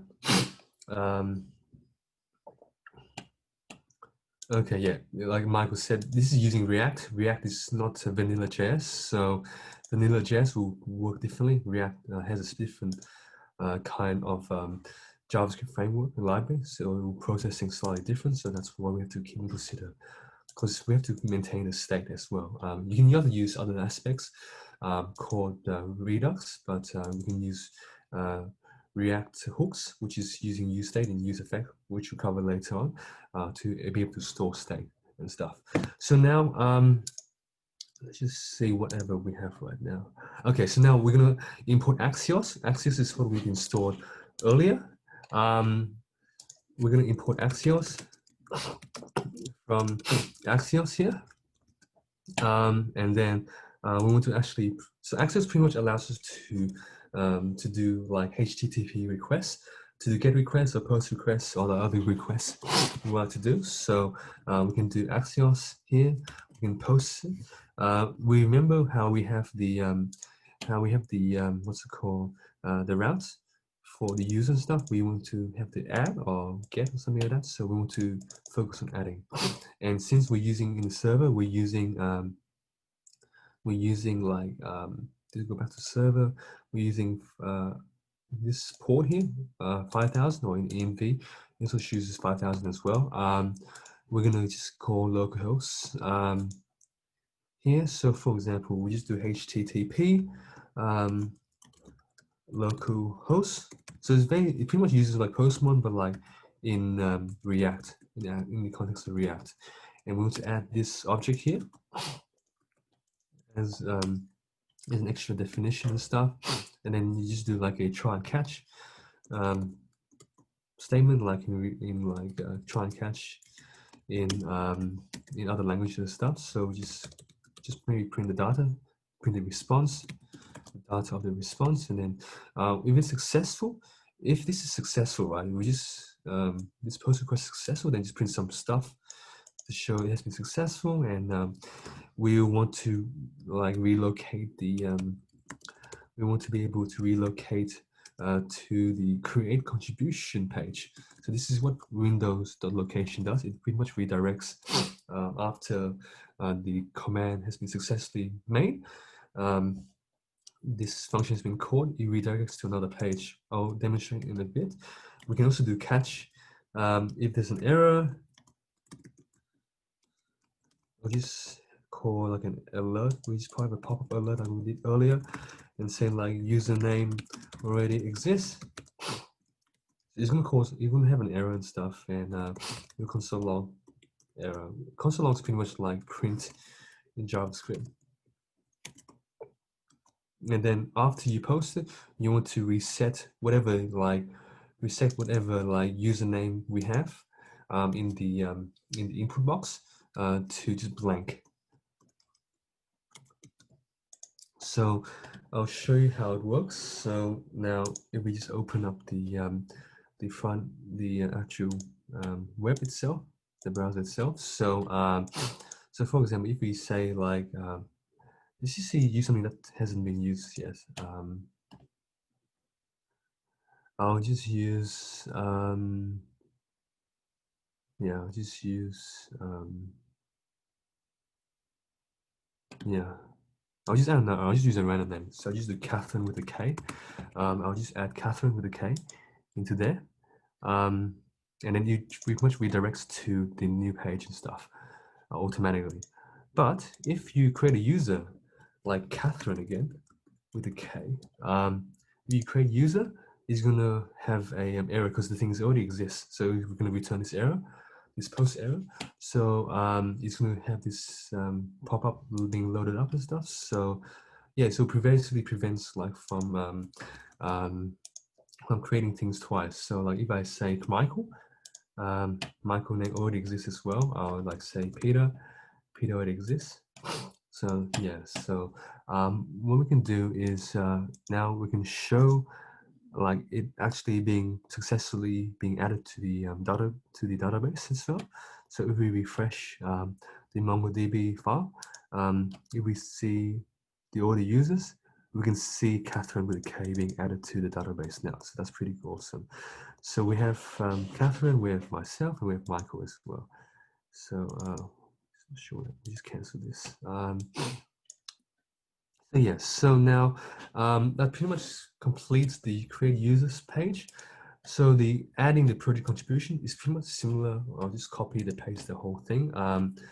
Just ignore this. So yeah, just close for the time being. Just go back to showing my code itself on its own.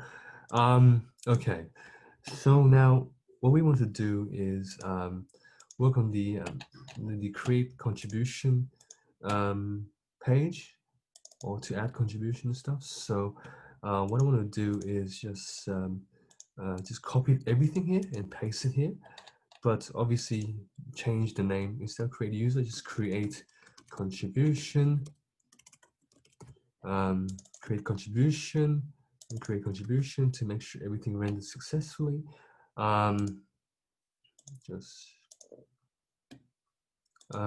So, and then you just change some of the titles and stuff. So we just work on the visual aspects as well. So we just to add project contribution, contribution, and then here, and then we just we also maybe add a few more for fields in the form with the enter in. So we also want to add a few more things as well. So we want to be able to first of all, like add a description. We want to add a description as per the model that we've done. So the model will require the description, the duration, and the date as well. So what we do is just create a few more variables and stuff. So we just call description, and then we use set description, and then we just do duration. We just set duration as well. But the thing is, duration will be a number, so we set it as a number, and the date, set date, will be a new date object. So yeah, so this is pretty much it. Also, we want to add a few more variables on change and stuff. So on change description, we just set description here, duration. We just set the duration as well. So set the duration here, and on change date. So because date is a special object which we use another extension later in a bit. So we just do on change date. We just set date, and instead of e, we'll be using just date. I'll explain to you why in a little bit. Yeah, so just comment out all the Axios stuff. We don't need it for the time being. Yeah. So now let's just do just some more stuff on on here. So we already have the username already. We have the username already. So let's add some few more fields. So we have username. We want to add description. And we add description, and we just do on change description, and then we also want to do like for example, we also want to do duration. I want to make sure people know it's in hours, so just put in hours, and then and we also do like duration and on change duration and stuff. Just make sure everything's correct. And also the thing is, it's a type number. You don't want to do text. And then I'll show you how it looks so far. Just change change from create user to like add contribution log. Add contribution log. Yeah, add contribution log and stuff. So I'll now show you what it looks like on the front end on the website. So yeah, so this is pretty much what we've done. So we pretty much put some stuff here. We can also add numbers and stuff here. We can also change like the initial state. So we can just say Michael initially, and it's going to be rendered as Michael initially, and then and etc. You know. So, but we just set as blank ideally for the time being. So yeah. So now we want to add a special component to be able to like pick a date instead of like typing date manually. You want to have a modal of a date that comes up and be able to pick a date. So I'll show you how it works. You will be using that extension that we use called React Date Picker that we've installed earlier. So so I'll just share my screen individually. Okay, so you want to be able to import we use Axios later, but we import date picker from React Date Picker. That's one of the packages we installed. And then we also want to import the respective CSS that they provided us, and then React datepicker.css. So that's, I'll just post it in the chat in case you guys didn't get that. So here we just import this here, and then afterwards, let's see. Okay, let's just first of all see. Now let's just first of all, let's just yeah, okay.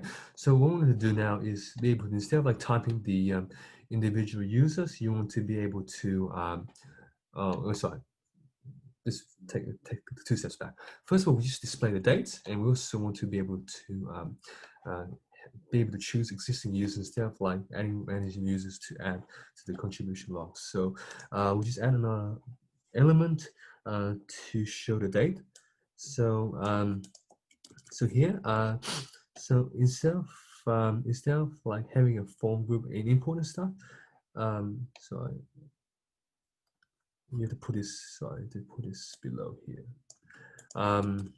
So instead of import, so just do date and a date here.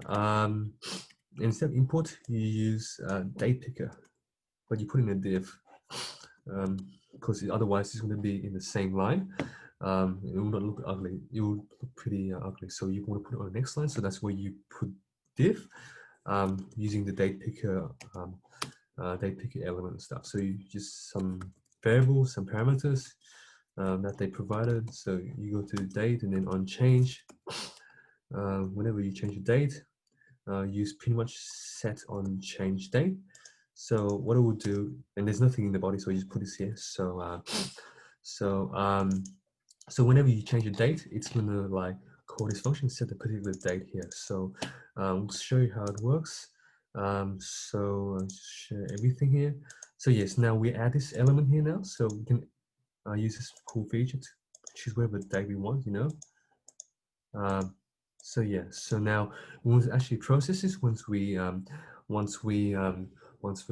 pretty much submit and add it to the database. So the database, the only users the database have is Michael, Peter, and Catherine with a K. So so instead of like, because the thing is, the issue is you have the option to type anything, and it will still process it into the contributions database, which is what we don't want. So we want to have an option to be able to choose only the existing users that has been created and stuff. So this is where we'll use React hooks to be able to use effect from React hooks to be able to get the data from the database first when the page first renders. So I will just show you the individual code itself. So first of all, we import use effects. We'll give a demonstration how it works. But what it does is like, as soon as the page renders, it will execute this function as soon as the page renders and stuff. And it will re-render based on changes that you've made. I'll go to some more demonstration how it works. But we want to basically get all the users from the database. So we do a get request. We call the HTTP. So you make sure you put this in the brackets and stuff. So you put HTTP, then you put localhost, then 5,000, port 5,000 users and stuff. And when you get it successfully, then you have a response.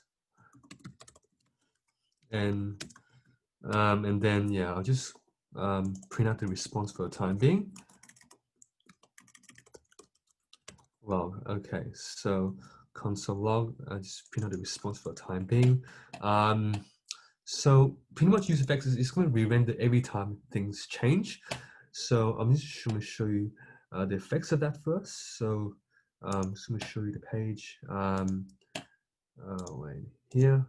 So yeah, so it's going to print out all the responses and stuff. I'm just refresh the page just to make it look neat and stuff. Okay, so it pretty much prints out all of the stuff from the database. We can see from the database we have like 3 users. So you got myself, you got Catherine with a K, and you got Michael as well. So so the thing is, every time you change some stuff, it's going to re-render and looks pretty ugly and stuff. And it's just gonna overwhelm the request. And if you have like a specific description, it's gonna like charge very fast. If anything the user changes, it's gonna charge up pretty fast. So we want to have the option to only render only once upon upon like loading the page and stuff. So you can only like render everything once. So whatever you change is not going to change. So now the thing is, we only want to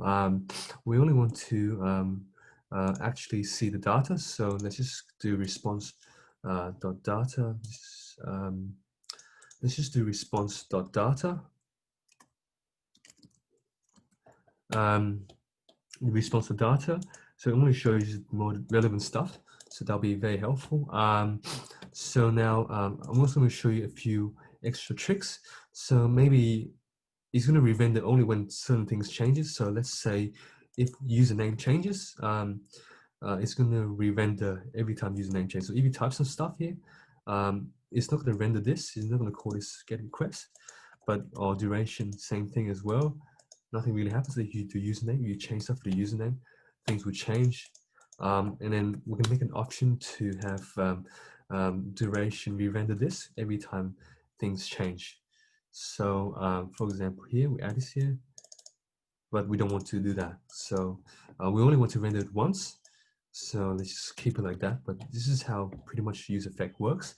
It's very useful if you want to like do real life rendering and stuff. So yeah, so now what we're going to do is process the data to only like process these three things. So what we can do is I'll just go back to the to my code itself. Or we can just what we can do is we can just do a map. We can just map to the function, and we can just say user, and then pretty much console so log user and stuff. So let's just rerun the page. It's only going to run. It's going to like render this 3 times. It's pretty much similar. The map's pretty much similar to like so for like it's equivalent to like say for user in say response data array and stuff, and then print user. This is pretty much equivalent in Python, or like in Java you can say like for well no, let's just say object of user in like yeah response data, and then system.out system.out ln. That's pretty much equivalent in like Java or Python, but yeah. But the thing is, we don't want to print all of this. We just want to print the username and stuff. So username. So if we just re-render this again, it's going to print out Michael, Peter, and Catherine with a K. So that's pretty cool. What we can do with like JavaScript and stuff. So let's just actually process the data to get the thing we want. So what I'll do is just go back to sharing my screen.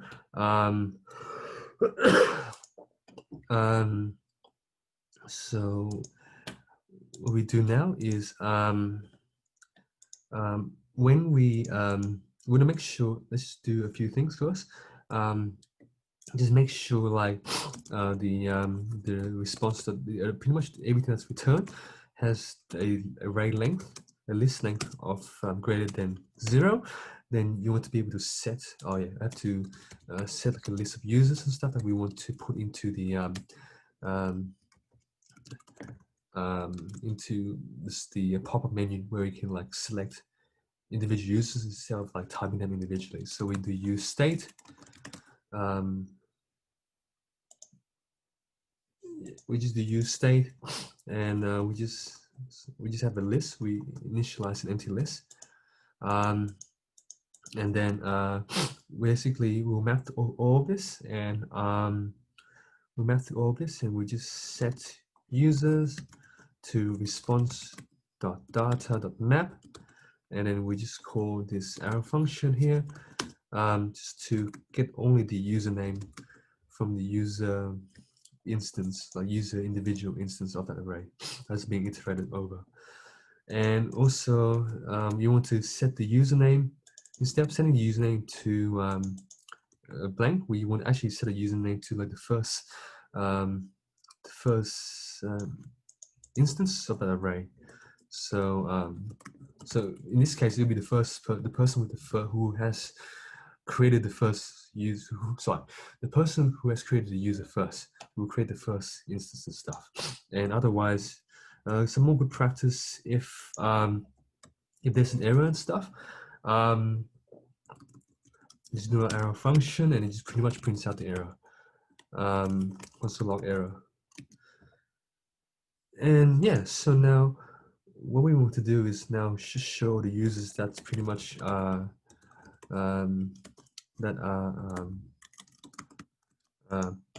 stored in that user variable here in the use state functional stuff. So just show you the full screen and stuff. Just go back to what's it called, screen. We just go back to the screen, and now we just re-render the page and stuff. So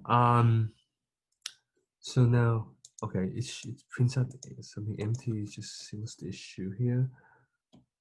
Okay, our length is not defined. Oh, sorry, it has to be data, not date.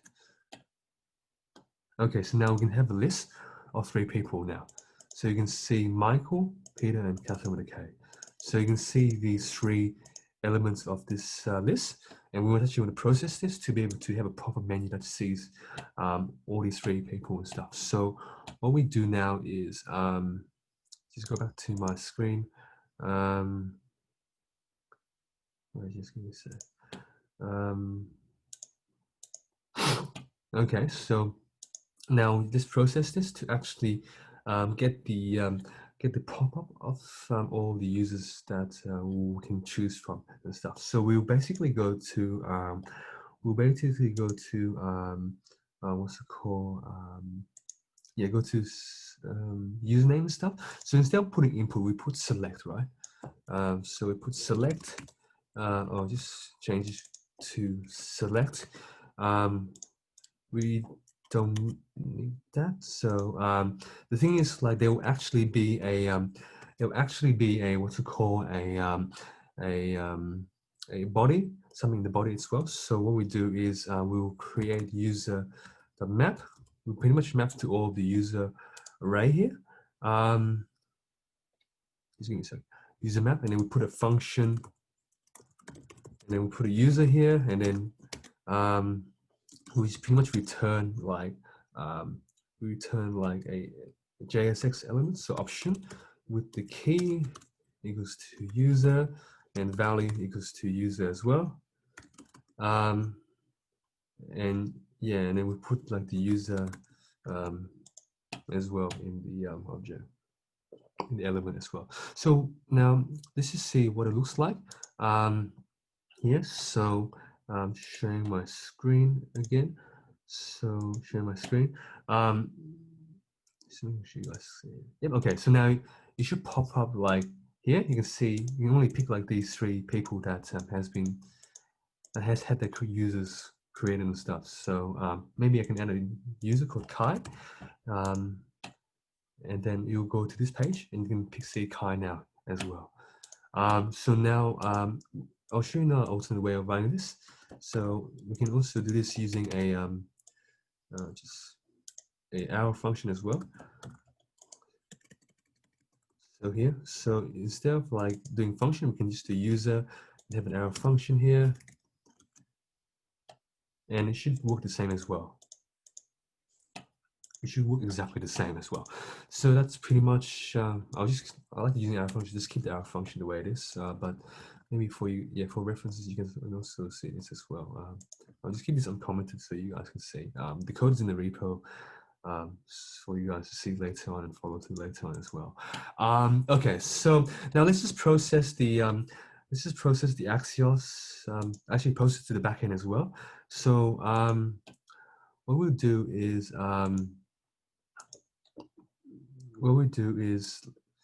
just uncomment this out. So wait, I'm not sure what happened is. Uncomment this out. So instead of users, we just do contributions add, and then instead of users, we just do contribution as well. We also do description equals to description. We do duration, which will be duration, and date will also be date as well. And then we also do contribution here. Then we pretty much add this here, and yeah. Well, I assume there will not be any errors because of the fact that we're going to make sure the data is correct in the first place. So we may not need it. It'll be good to add this as well. And we assume that this is going to be successful regardless. And then we want to be able to relocate to the home page once it's rendered and stuff. So let's just see what the issue is. This is like 7. We want to add contribution as well. Okay, so now if we should see the full page and stuff, and let's actually start posting things to the backend. So just reload the page. So I'll just maybe open the inspect the page as well. So if we do Michael, and then we can just say like maybe something Catherine with a K, just say watching the workshop to help with project, and then we can just say maybe say 2 hours or something like that. We can add the contribution log, and then yep, now go back to the home page, which is here. And now let's just see the contribution. Let's just refresh the page.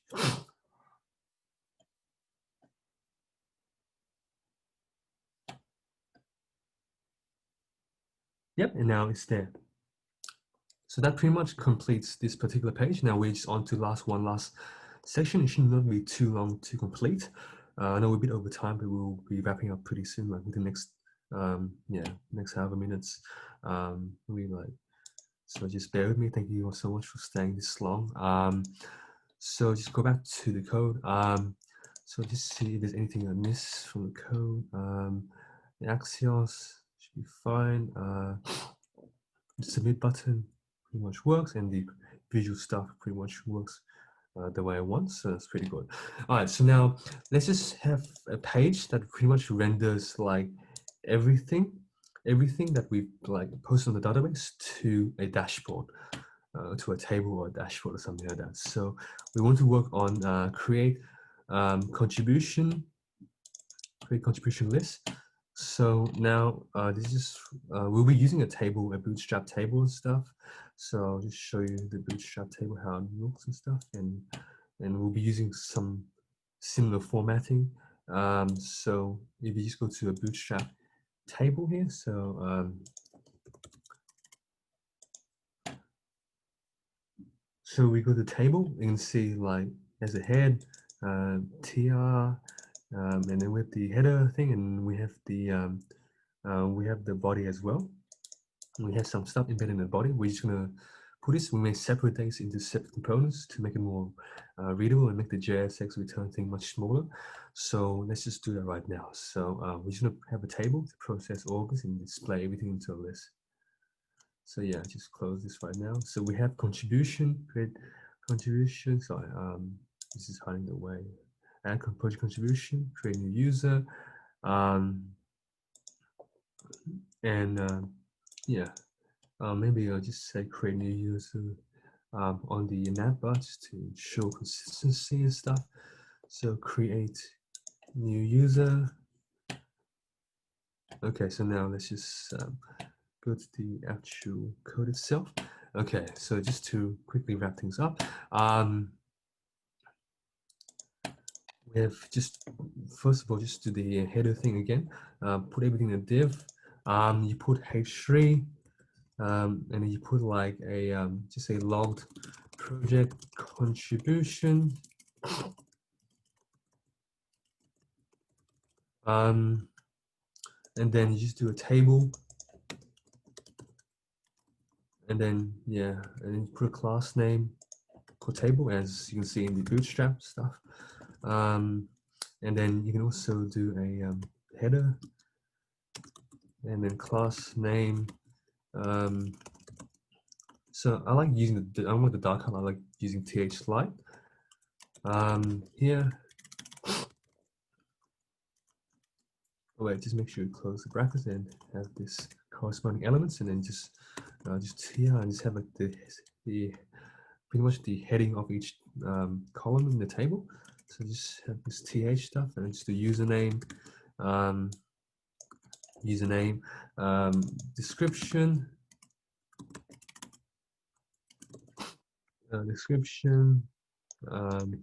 duration in hours. We have date, and we have actions as well.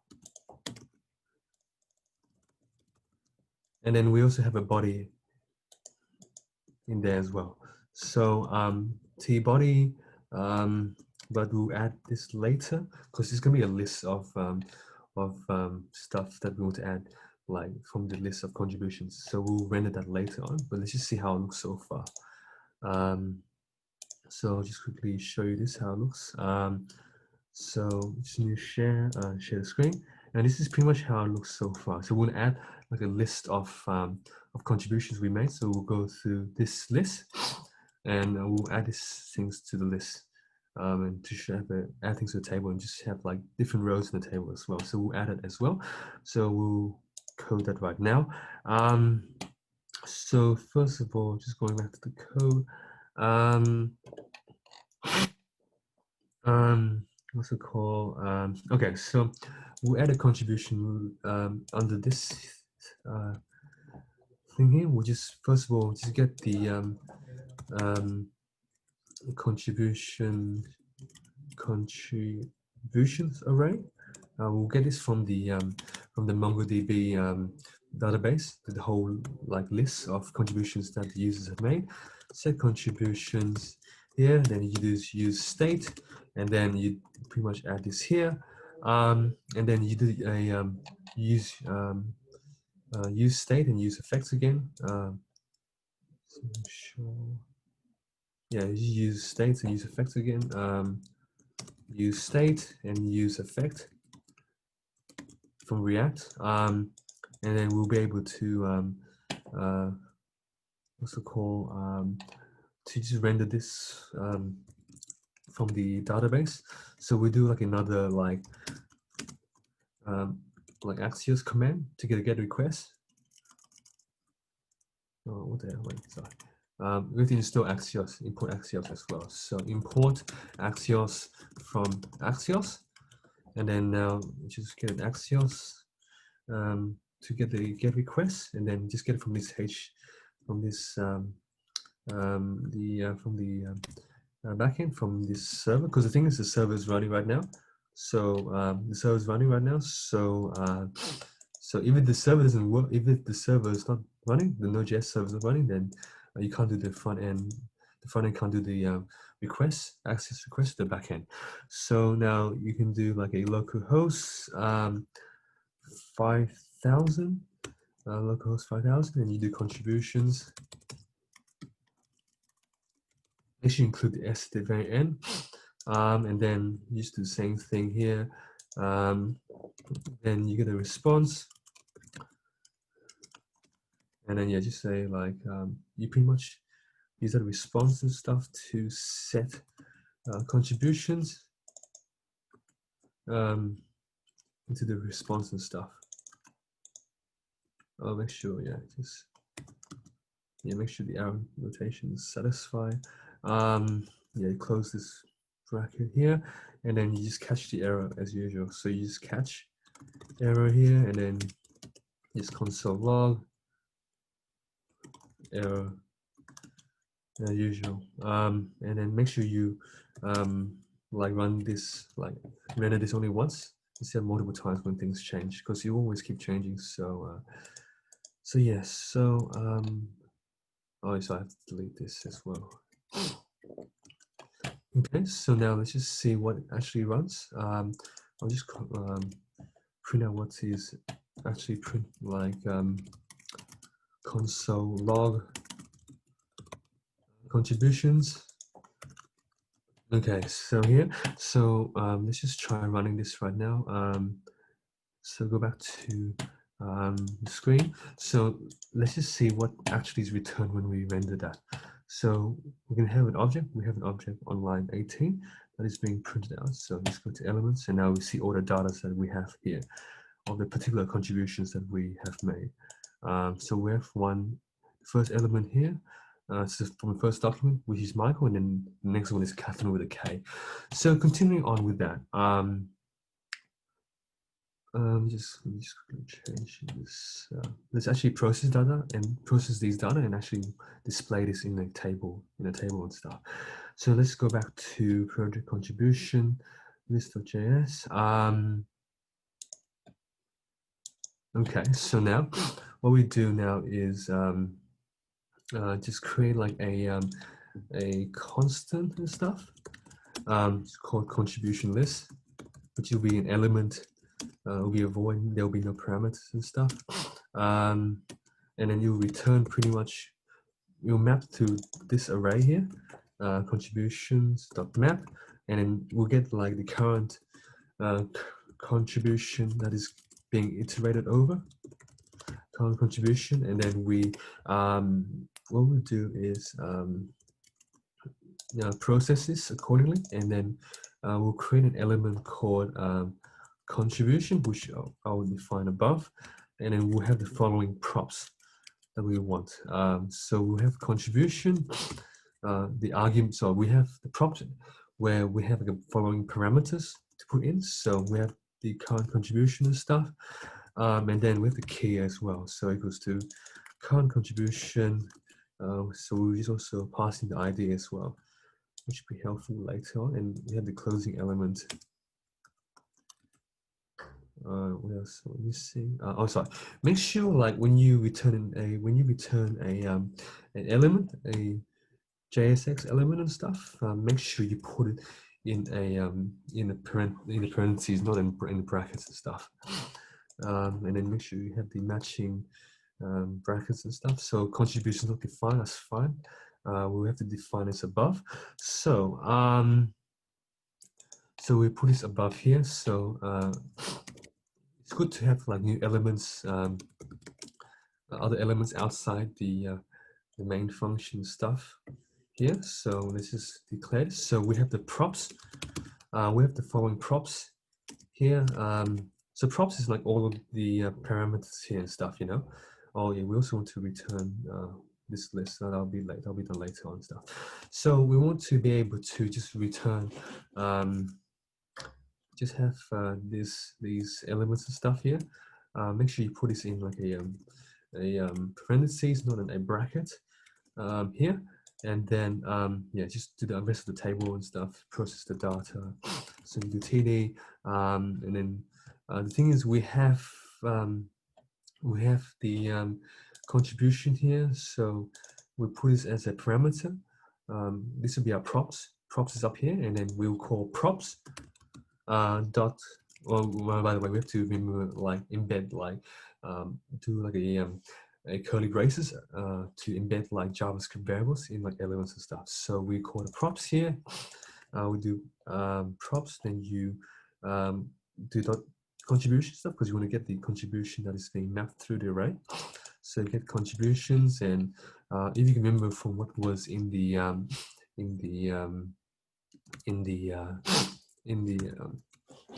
stuff that was printed out in the console log when we're inspecting the web page, we have this. So with the username, we have the description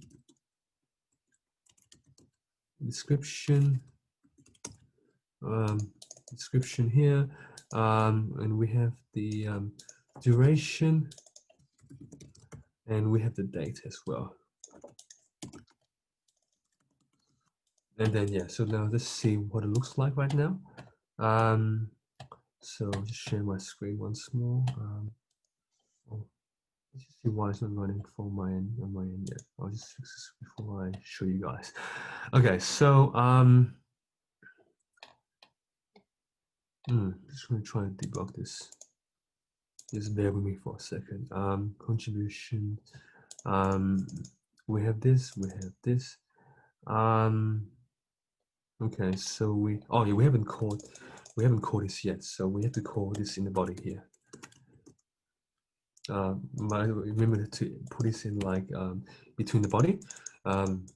and you have to wrap this like function in like what's it called, curly braces and stuff, especially in JSX elements, which is like t-bodies and stuff, or like div and etc. So let's just see what shows up. Contribute. Just having an error on my end as well. Let's just fix that. Sorry, contribution list.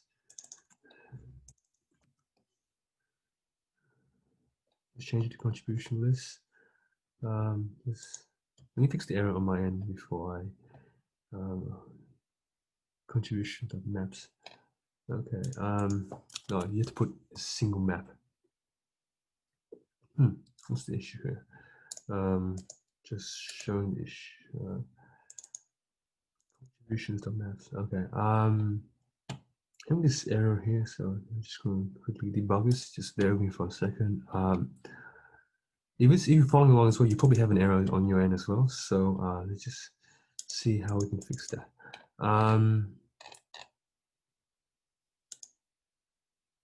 That's strange. Okay. This is a head scratcher. Contribution list. Okay. Contributions.map is not a function.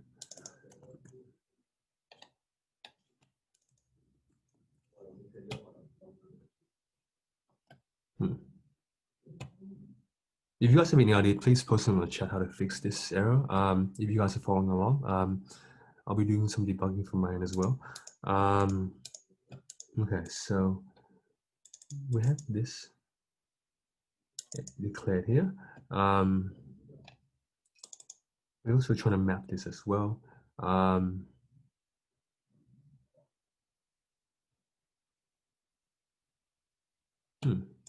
This is very strange. Okay.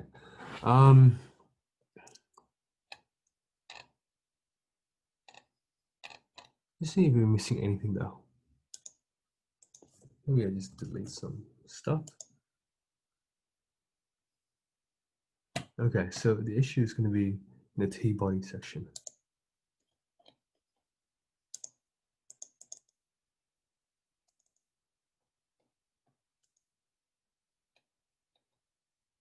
Okay, you guys have any ideas how to fix this? In the meantime,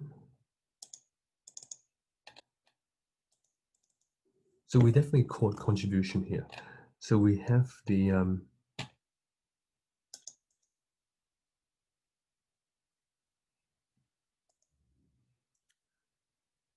contributions.map is not a function. So this is the error. So just to give you some context, this is the error that's being shown right now. So this is what happens when you try to return this. So I'll just have a quick like few minute break. If you guys can figure it out, that'll be really great. I'll just have a quick few minute break. Just hang in there for a little bit. So yeah, any ideas? Just post in the chat and stuff. I'll be back in a few minutes.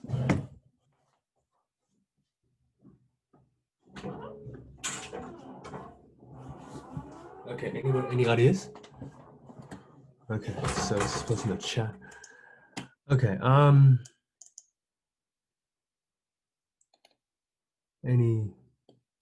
nothing's being, okay, so,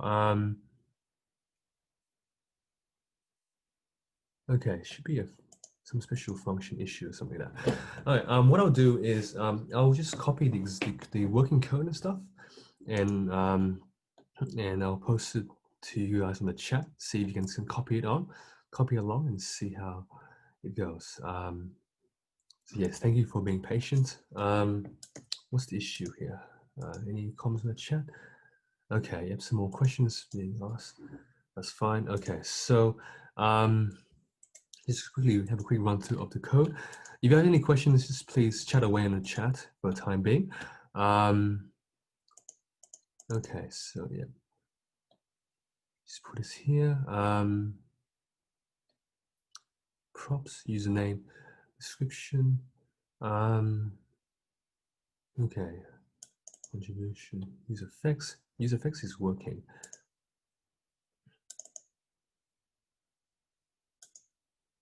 Okay, contribution list.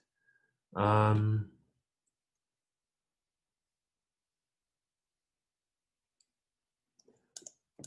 just probably paste the existing stuff that works here.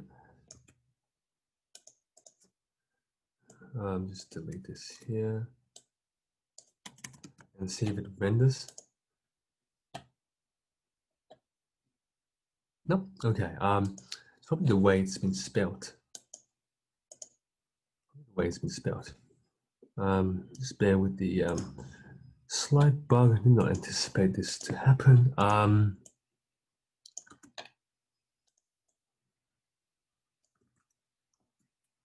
No. So contribution is showing the list. What else? Let's see any ideas in the chat. Are you also guys? Do you guys also have like the same issue as well, or is it only me?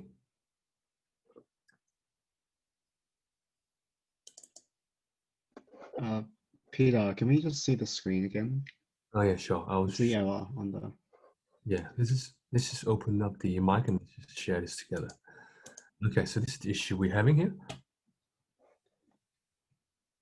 So map should be a function though. Yeah, is it console.logging anything? Yeah. Okay, first of all, let's console.log. So let's just refresh the page. Okay, so if we refresh the page, so it does print stuff out. Is it because it needs to get data? So when you use set contributions, that makes sense. Probably .data, see if that helps. oh, as in when you set contributions, because right now when it's console.logging contributions, it seems to be an object. Yeah, that makes sense. That makes sense. Okay. Could it be response.data? Oh yeah, that's true. Set it. That makes sense. So you use .data. Yeah, is that what? Okay, it works now. Awesome. Thank you very much. Yeah. Need to pretty much add data. I apologize for forgetting that. Okay, awesome. So now if you undo this, you pretty much be able to see the date, but the thing is the date is in this very unattractive format. So let's just do substring, and then just do 0 to 10. So they only show like this part, this element here as well. Okay, so that's pretty good on so far. So now we want to add actions to be able to edit and delete the particular contribution as well. So we're almost wrapping up with this section. All we have to do is add 2 more elements and a function to delete for this section, and then the editing will be very, will be just literally a duplicate with a few extra lines and stuff. So contribution list.js. Okay, so just go back to the main screen. Go back to the main screen itself. So what we do now is like have the have pretty much the extra feature to have 2 more links. So I'll also import the links as well.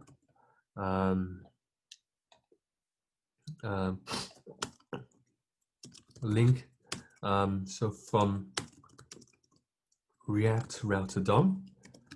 And then so from here we want to add 2 more links. So basically to the edit, so just to be able to edit, and then you want to be able to also add the props, pretty much the ID from here. Just make props dot contribution dot ID here, and then just have the edit button here, and also we want to have a space in between the buttons. So just add this space like in JSX notation, and we have another space here, and then now we have another link pretty much to pretty much the home page after deleting. So what I want to do is on click, when you click the link, it's going to be able to delete the particular like contribution from the backend and re-render that. So this should be done with this function called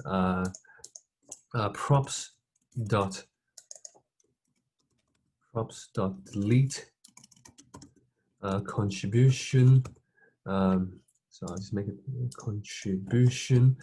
And then you just do props.contribution .id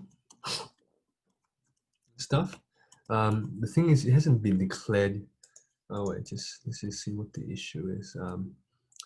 And I'll just add the delete word, delete here, and then so I'll just put this word delete here.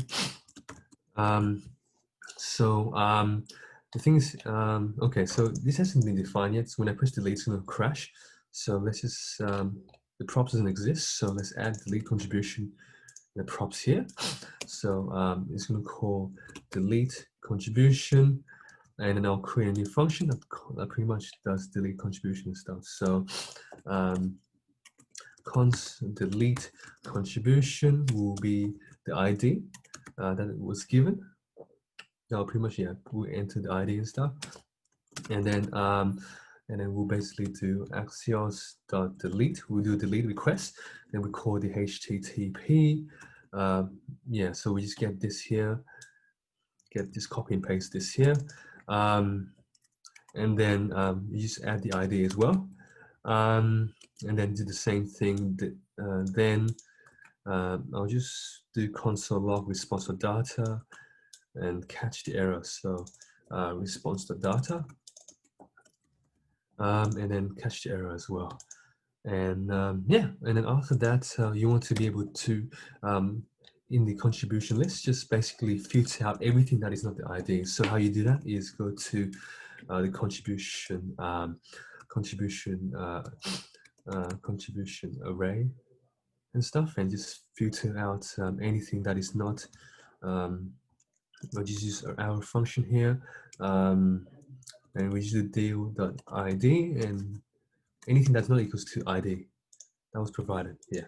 So so this is an our function. This is why we use our function. It's much more convenient than if we try to say add a function here, function delete, and you have to add a name and stuff. Say delete, and then there's probably not a way of doing this, but you do this here. Anything you have to return or something like that. Also, you have to, and you return, and you just do this here. Oh, it's a void function or something like that, so it doesn't return anything. So yeah, this is why we use a arrow function instead of a function itself, a normal traditional function. So it's flexible to do like for void functions or for return functions as well. So that's why we use this instead of like normal functions and stuff in JavaScript and stuff. So yeah, so we pretty much set the contribution. You should be able to filter things out. So what I will do is now just displaying this here.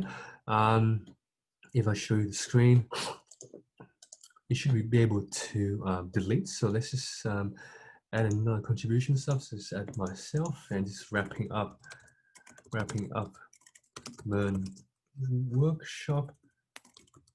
I'll probably say just 0.1 hours and stuff, and then we just add it to the log, and then here we can delete that. It's 999.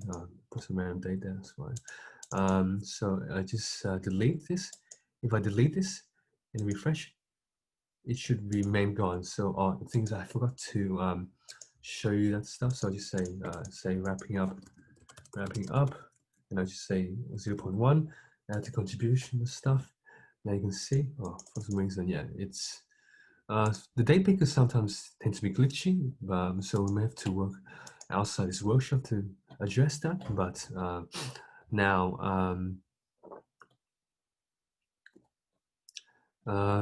if we refresh the page and stuff, so refresh the page, you can see pretty much my my thing here, and now we can also be able to delete that as well. So if we delete that, we can also refresh the page and see it's that pretty much being deleted and stuff as well. So so if you see that now, you can see it's officially deleted now. So refresh, it's pretty much gone. So the last thing you want to do is now actually edit the contribution. So it's just very simple. It's literally a duplication of the create contribution stuff. Just duplicate, copy everything from create contribution and paste in edit contribution stuff. And you just have to edit a few more pages, edit a few stuff here. So so maybe just change it to edit project contribution and just say edit contribution log. We want to actually render everything on the page. So just quickly go back to my screen and stuff. So we only have to add a few more things to wrap things up. So we want to actually display everything on the page that was already existing there. So what we do now is just give me a sec. If you go to edit contribution, make sure you change it to edit contribution as well.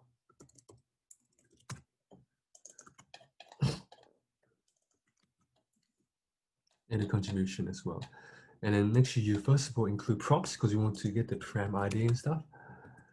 And then yeah, so basically first of all, everything remains the same, but you want to like get all the lists of contributions that we've get the particular contribution that we made. So we will pretty much get request for the particular contribution by ID that we've done earlier in the backend component. So we just do a get request, and then just copy this as well.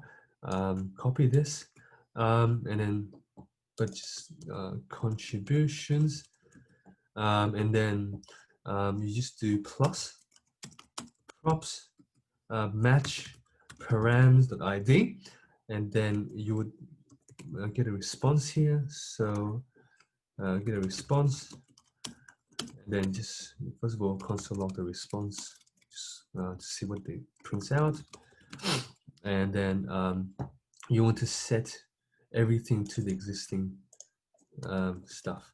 So you set username to response.data.username, and yeah, just copy and paste the same thing here, but this time for the description,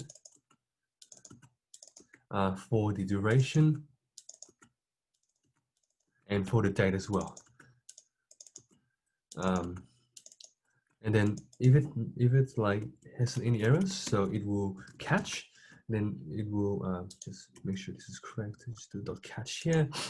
Then you can just do an error. You can do like you can also do a function error or something like that, and then console log. Oh, sorry, this is probably how you do like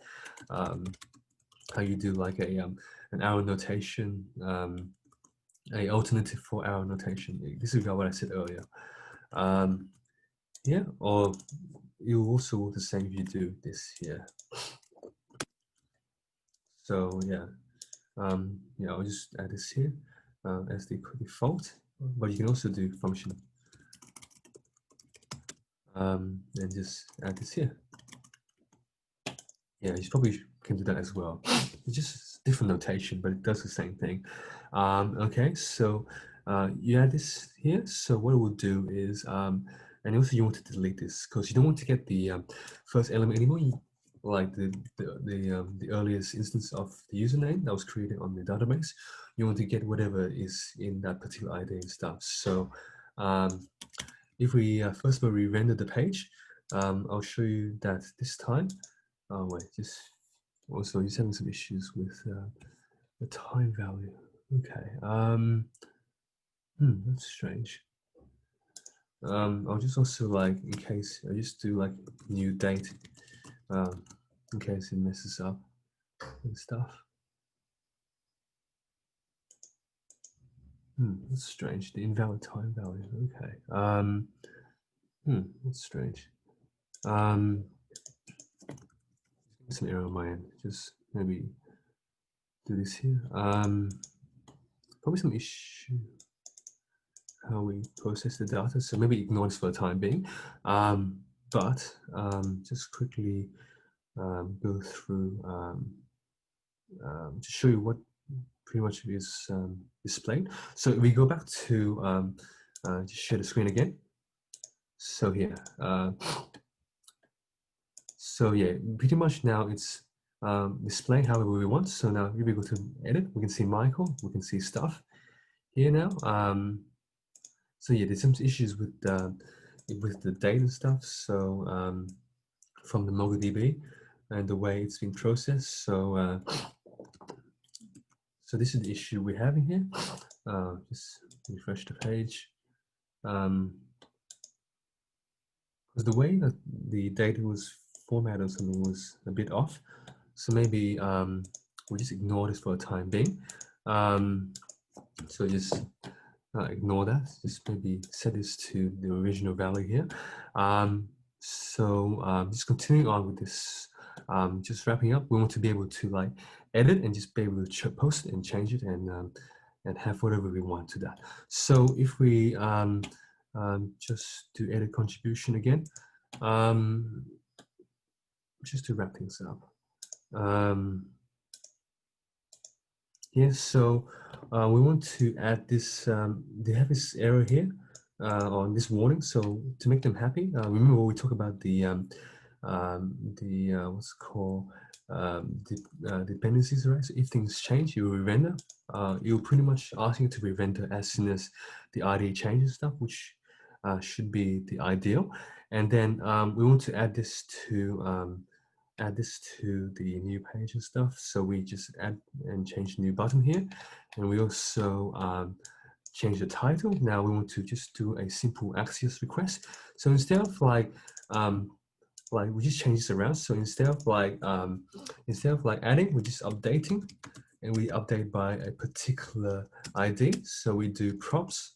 We just copy props dot match the parameter IDs, which is the ID from the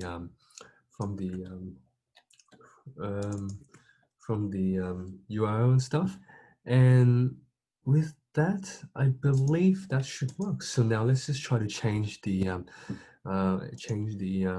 contributions on. Everything should work.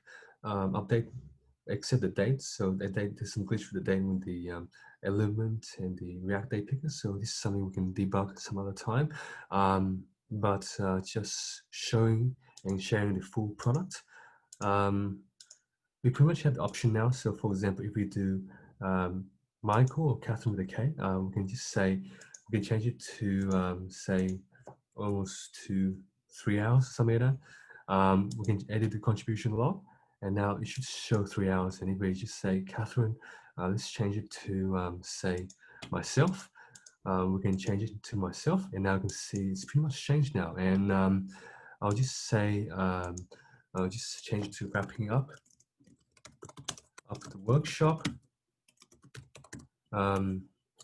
We should edit that as well. So just quickly show, it should be Michael and should be say running the CSESoc MERN workshop. We can just say we're wrapping up right now. So if we edit the contribution log, we should see that. And if we refresh the database, it should update accordingly.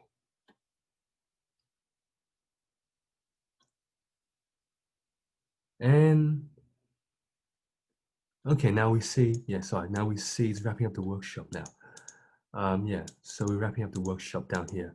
And maybe change, say, just say, maybe for Michael's developments, say transitioning into the new exec role with director applications. Something that's more relevant towards Michael, and we can edit that. So yeah, some issues here. So we can look at my code, look at my source code, and see how we can fix that.